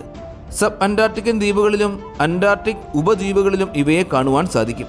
IUCN ഇവയെ വംശനാശ സാധ്യതയുള്ളതായിട്ടാണ് പട്ടികപ്പെടുത്തിയിരിക്കുന്നത്. അടുത്തത് റോയൽ പെൻഗ്വിൻ.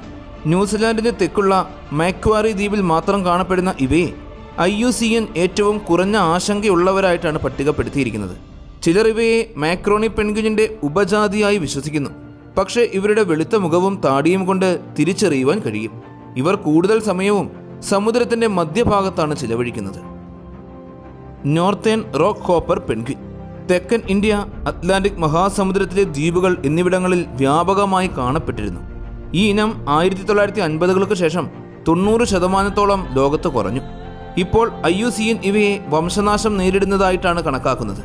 ചുവന്ന കൊക്കുകൾ, കടും ചുവപ്പ് കണ്ണുകൾ, നീളമുള്ള തൂവലുകൾ എന്നിവ കൊണ്ട് തന്നെ മറ്റുള്ളവയിൽ നിന്നുമെല്ലാം ഇവ തികച്ചും വ്യത്യസ്തമായ ഒരു പെൻഗ്വിൻ ഇനമായിരുന്നു.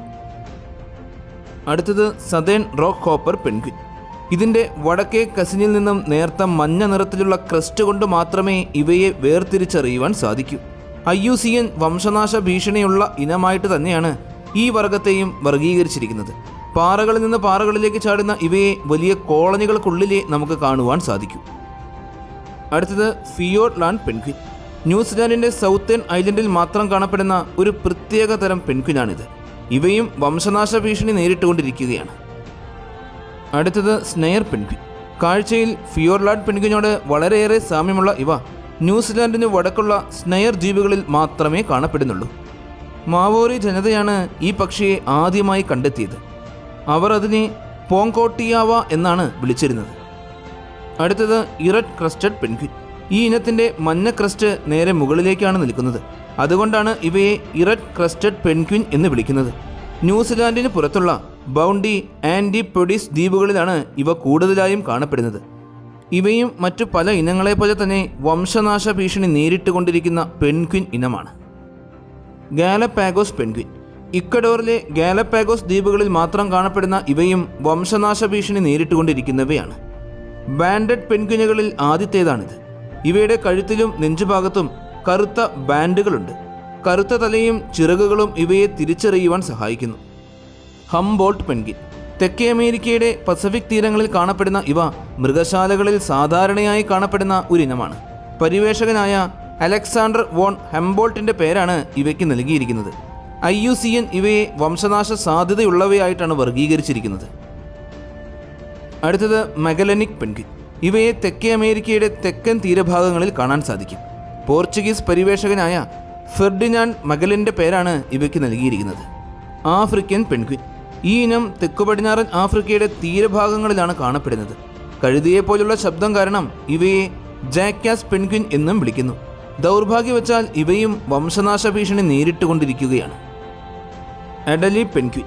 അന്റാർട്ടിക്കയുടെ തീരത്തുടനീളം ഇവയെ നമുക്ക് കാണുവാൻ സാധിക്കും. ബ്രഷ് ടൈൽസ് പെൻഗ്വിനുകളിൽ ആദ്യത്തേതാണിത്. ലോകത്തിൽ ഏറ്റവും വ്യാപകമായി ജനസംഖ്യ ഉള്ളതുമായ പെൻഗ്വിൻ ഇനമാണിത്. അന്റാർട്ടിക്കയിലെ ഫ്രഞ്ച് കോളനിയായ അഡലി ലാൻഡിൻ്റെ പേരാണ് ഇവയ്ക്ക് നൽകിയിരിക്കുന്നത്. ചിൽ സ്ട്രാപ്പ് പെൻഗ്വിൻ. മറ്റു പെൻഗ്വിനുകളിൽ നിന്നും വ്യത്യസ്തമായി താടിക്ക് താഴെയായി കാണപ്പെടുന്ന കറുത്ത തൂവലുകളുടെ നേർത്ത വരയിലൂടെ ഇവയെ എളുപ്പത്തിൽ നമുക്ക് തിരിച്ചറിയുവാൻ സാധിക്കും. Gentoo penguin. മറ്റു പെൻഗ്വിൻ ഇനങ്ങളിൽ നിന്നും വ്യത്യസ്തമായി കണ്ണിന് മുകളിലൂടെ ഓടുന്ന വെളുത്ത തൂവലുകളാൽ ഈ പക്ഷിയെ തിരിച്ചറിയുവാൻ കഴിയും. മൃഗശാലകളിലും ഇവ ധാരാളമായിട്ടുണ്ട്. അടുത്തത് കിങ് പെൻഗ്വിൻ. രണ്ട് വലിയ പെൻഗ്വിനുകളിൽ ആദ്യത്തേത്. കറുത്ത തലയും ചാരനിറത്തിലുള്ള പുറകുവശവും കണ്ണിന് പിന്നിലെ തിളക്കമുള്ള ഓറഞ്ച് നിറവും ഇവയെ മറ്റുള്ളവയിൽ നിന്നും തികച്ചും വ്യത്യസ്തരാക്കുന്നു. സംരക്ഷണ നിയമപ്രകാരം ഇവ പരിപൂർണമായും സംരക്ഷിക്കപ്പെട്ടിരിക്കുന്ന ഒരു ഇനമാണ്. അടുത്തത് എംപറർ പെൻഗ്വിൻ. ഏറ്റവും വലിപ്പം കൂടിയതും ഒരുപാട് ആഴത്തേക്ക് മുങ്ങാങ്കുഴിയിട്ട് പോകുവാൻ കഴിവുള്ളതുമായ പെൻഗ്വിൻ ഇനമാണിത്. ഇവ കുഞ്ഞുങ്ങളായിരിക്കുമ്പോൾ രോമമുള്ളവരും ചാരനിറമുള്ളവരുമാണ്. പക്ഷേ മുതിർന്നു കഴിയുമ്പോൾ ആകർഷകരമായ പാടുകൾ ഓറഞ്ച്, മഞ്ഞ നിറത്തിൽ കഴുത്തിലുണ്ടാകും. Little penguin.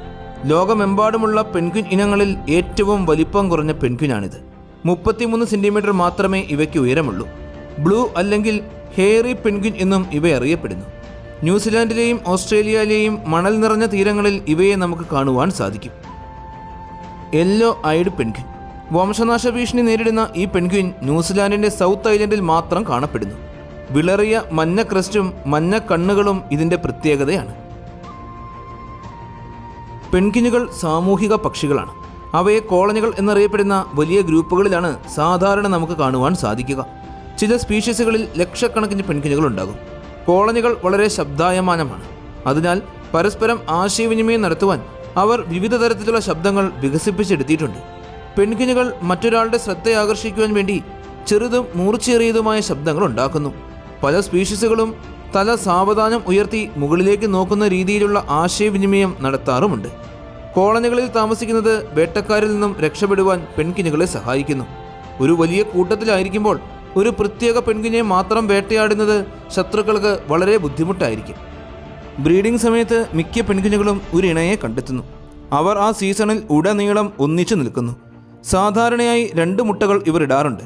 എന്നാൽ എംപറർ പെൺകിനുകൾ ഒരെണ്ണം മാത്രമേ ഇടുകയുള്ളൂ. കൗതുകകരമെന്ന് പറയട്ടെ, എംപറർ പെൺകിൻ അമ്മമാർ സ്വന്തം കുഞ്ഞിനെ നഷ്ടപ്പെട്ടു കഴിഞ്ഞാൽ അയൽപ്പക്കത്തെ കുഞ്ഞിനെ തട്ടിക്കൊണ്ടുപോകുവാൻ ശ്രമിച്ചേക്കാം. മാതാപിതാക്കൾ സാധാരണയായി മറ്റു കുഞ്ഞുങ്ങളോട് വളരെ സൗമ്യമായിട്ട് പെരുമാറുകയും വലിയ നഴ്സറി ഗ്രൂപ്പുകൾ ഉണ്ടാക്കുകയും ചെയ്യുന്നു. ചിലപ്പോൾ കോളനികളുടെ വലിപ്പം കാരണം തിരക്കുകൾക്കിടയിൽ കുഞ്ഞുങ്ങളെ നഷ്ടപ്പെട്ടേക്കാം. അങ്ങനെയുള്ളപ്പോൾ അമ്മയ്ക്ക് തൻ്റെ സ്വന്തം കുഞ്ഞിനെ സവിശേഷമായ ഒരു ശബ്ദത്തിലൂടെ തിരിച്ചറിയുവാനും സാധിക്കും. പ്രകൃതിയിലെ ഏറ്റവും മനോഹരമായ കാഴ്ചകളിൽ ഒന്നാണ് ശൈത്യകാലത്ത് അന്റാർട്ടിക്കയുടെ തണുപ്പിൽ അതിജീവിക്കുന്നതിനുള്ള എംപറർ പെൺകുൻ കുഞ്ഞുങ്ങളുടെ പോരാട്ടം. എംപറർ പെൺകുഞ്ഞുകളിൽ ആൺ പെൺകുഞ്ഞുങ്ങളാണ് മുട്ട സംരക്ഷിക്കുന്ന എല്ലാ ജോലികളും ചെയ്യുന്നത്. മുട്ട ഇട്ട് കഴിഞ്ഞാൽ അത് പെണ്ണിൽ നിന്നും ആണിലേക്ക് കൈമാറ്റം ചെയ്യപ്പെടുന്നു. ആൺ പെൺകുൻ മുട്ട തൻ്റെ കാലുകളുടെ മുകളിൽ വെച്ച് വയറിലെ തൂവലുകൊണ്ട് അതിന് ചൂട് നൽകി സംരക്ഷിക്കുന്നു. ഈ സമയത്ത് പെൺകുഞ്ഞുങ്ങൾ ഭക്ഷണത്തിനായി ആഴ്ചകളോളം കടലിലേക്ക് പോകുന്നു. വിശപ്പും തണുപ്പും സഹിച്ചുകൊണ്ട് ആൺ പെൺകുഞ്ഞുങ്ങൾ മഞ്ഞുകാറ്റുകളെ നേരിടുവാൻ പരസ്പരം ചേർന്ന് നിൽക്കുന്നു. കുഞ്ഞുങ്ങൾ വിരിഞ്ഞു കഴിയുമ്പോൾ അമ്മമാർ ഭക്ഷണവുമായി മടങ്ങിയെത്തുന്നു. അമ്മയുടെ തൊണ്ടയിൽ നിന്നും ഭാഗികമായി ദഹിച്ച മത്സ്യവും കണവയും കലർന്ന മിശ്രിതം കുഞ്ഞു കഴിക്കുന്നു. പെൺകുഞ്ഞുങ്ങൾ അവരുടെ തൂവലുകൾ ഇടയ്ക്കിടെ മാറ്റാറുണ്ട്. പുതിയ തൂവലുകൾ വരുന്നതുവരെ അവർക്ക് വെള്ളത്തിലിറങ്ങാൻ കഴിയില്ല. കൂടാതെ തൂവലുകളിൽ പുരട്ടാനായി അവരുടെ വാലിൻ്റെ ചുവട്ടിലുള്ള ഒരു ഗ്രന്ഥിയിൽ നിന്നും എണ്ണ ഉൽപ്പാദിപ്പിക്കപ്പെടുന്നുമുണ്ട്. ഇത് ശരീരത്തെ വാട്ടർ പ്രൂഫായി നിലനിർത്തുവാൻ സഹായിക്കുന്നു. പെൺകുഞ്ഞുങ്ങളെല്ലാം മാംസബുക്കുകളാണ്. അവർ മീനുകളെയും കണവകളെയും വേട്ടയാടുന്നു. അവരുടെ കൊക്കുകൾ വഴുതിപ്പോകുന്ന ഇരകളെ പിടിക്കുവാൻ പാകത്തിന് രൂപപ്പെട്ടതാണ്. പെൺകുഞ്ഞുങ്ങൾക്ക് സമുദ്രജലം കുടിക്കുവാൻ കഴിയും. കാരണം അവരുടെ കണ്ണിന് മുകളിലുള്ള ഒരു പ്രത്യേക ഗ്രന്ഥി ഈ ഉപ്പിനെ അരിച്ചെടുക്കുന്നു. ദിനോസറുകൾക്ക് വംശനാശം സംഭവിച്ചതിന് തൊട്ടു പിന്നാലെ ഏകദേശം 62 ദശലക്ഷം വർഷങ്ങൾക്ക് മുമ്പ് തന്നെ പെൺകുഞ്ഞുങ്ങളുടെ ഉത്ഭവം കണ്ടെത്താനാകും. ആദ്യത്തെ പെൺകുഞ്ഞുകൾ ന്യൂസിലാൻഡിനും അന്റാർട്ടിക്കയ്ക്കും ഇടയിലുള്ള കടലിലാണ് ജീവിച്ചിരുന്നത്. അക്കാലത്ത് ചില പെൺകുഞ്ഞുങ്ങൾക്ക് 1.8 മീറ്ററോളം ഉയരമുണ്ടായിരുന്നു. ഇന്ന് മനുഷ്യൻ്റെ ഇടപെടലുകൾ കാരണം പല പെൺകുൻ ഇനങ്ങളും വംശനാശ ഭീഷണി നേരിട്ടുകൊണ്ടിരിക്കുകയാണ്. അമിതമായ മീൻപിടുത്തം, മലിനീകരണം, കാലാവസ്ഥാ വ്യതിയാനം എന്നിവയാണ് പ്രധാന വെല്ലുവിളികൾ. എങ്കിലും എംപറർ പെൺകുഞ്ഞുങ്ങളെ സംരക്ഷിക്കുവാൻ നമുക്ക് കഴിഞ്ഞ പോലെ മറ്റ് ഇനങ്ങളെയും സംരക്ഷിക്കുവാൻ കഴിയും. പരിസ്ഥിതിയെ സംരക്ഷിച്ചുകൊണ്ടും സന്നദ്ധ സംഘടനകളെ പിന്തുണച്ചുകൊണ്ടും നമുക്ക് ഈ അത്ഭുതകരമായ പക്ഷികൾക്ക് സുരക്ഷിതമായ ഭാവി ഉറപ്പാക്കാം. പെൺകുഞ്ഞുകൾ കേവലം കൗതുകകരമായ പക്ഷികൾ മാത്രമല്ല, പ്രകൃതിയുടെ അത്ഭുതകരമായ അതിജീവന ശേഷിയുടെ പ്രതീകങ്ങൾ കൂടിയാണ്. ദശലക്ഷക്കണക്കിന് വർഷങ്ങൾക്ക് മുമ്പ് പരിണമിച്ചുണ്ടായ ഈ പക്ഷികൾ ഭൂമിയിലെ എല്ലാ കഠിനമായ സാഹചര്യങ്ങളുമായി പൊരുത്തപ്പെട്ട് ജീവിക്കുവാൻ പഠിച്ചു കഴിഞ്ഞവരാണ്. എന്നാൽ ഇന്ന് കാലാവസ്ഥാ വ്യതിയാനം, സമുദ്ര മലിനീകരണം, മനുഷ്യൻ്റെ ഇടപെടലുകൾ എന്നിവ കാരണം പല പെൺകുൻ ഇനങ്ങളും വംശനാശത്തിൻ്റെ വക്കിലാണ്. എംപറർ പെൺകുഞ്ഞുങ്ങളെ സംരക്ഷിക്കുവാൻ നമുക്ക് കഴിഞ്ഞ പോലെ കൃത്യമായ മുൻകരുതലുകളിലൂടെയും സംരക്ഷണ പ്രവർത്തനങ്ങളിലൂടെയും ഈ പക്ഷികളുടെ ഭാവി സുരക്ഷിതമാക്കുവാൻ നമുക്ക് തീർച്ചയായും സാധിക്കും. സമുദ്രത്തിൻ്റെ ഈ അക്രോബാറ്റുകളെ സംരക്ഷിക്കേണ്ടത് വരും തലമുറയ്ക്കായി പ്രകൃതിയെ നിലനിർത്തുന്നതിൽ അത്യന്താപേക്ഷിതമാണ്. ഈ ഒരു വീഡിയോ എല്ലാവർക്കും ഒരുപാട് ഇഷ്ടമായെന്ന് വിശ്വസിക്കുന്നു. നിങ്ങളുടെ എല്ലാവരുടെയും സപ്പോർട്ടുകൾ കൂടെ ഉണ്ടാകണം. നല്ലൊരു വീഡിയോയുമായി അടുത്ത എപ്പിസോഡിൽ കാണാം.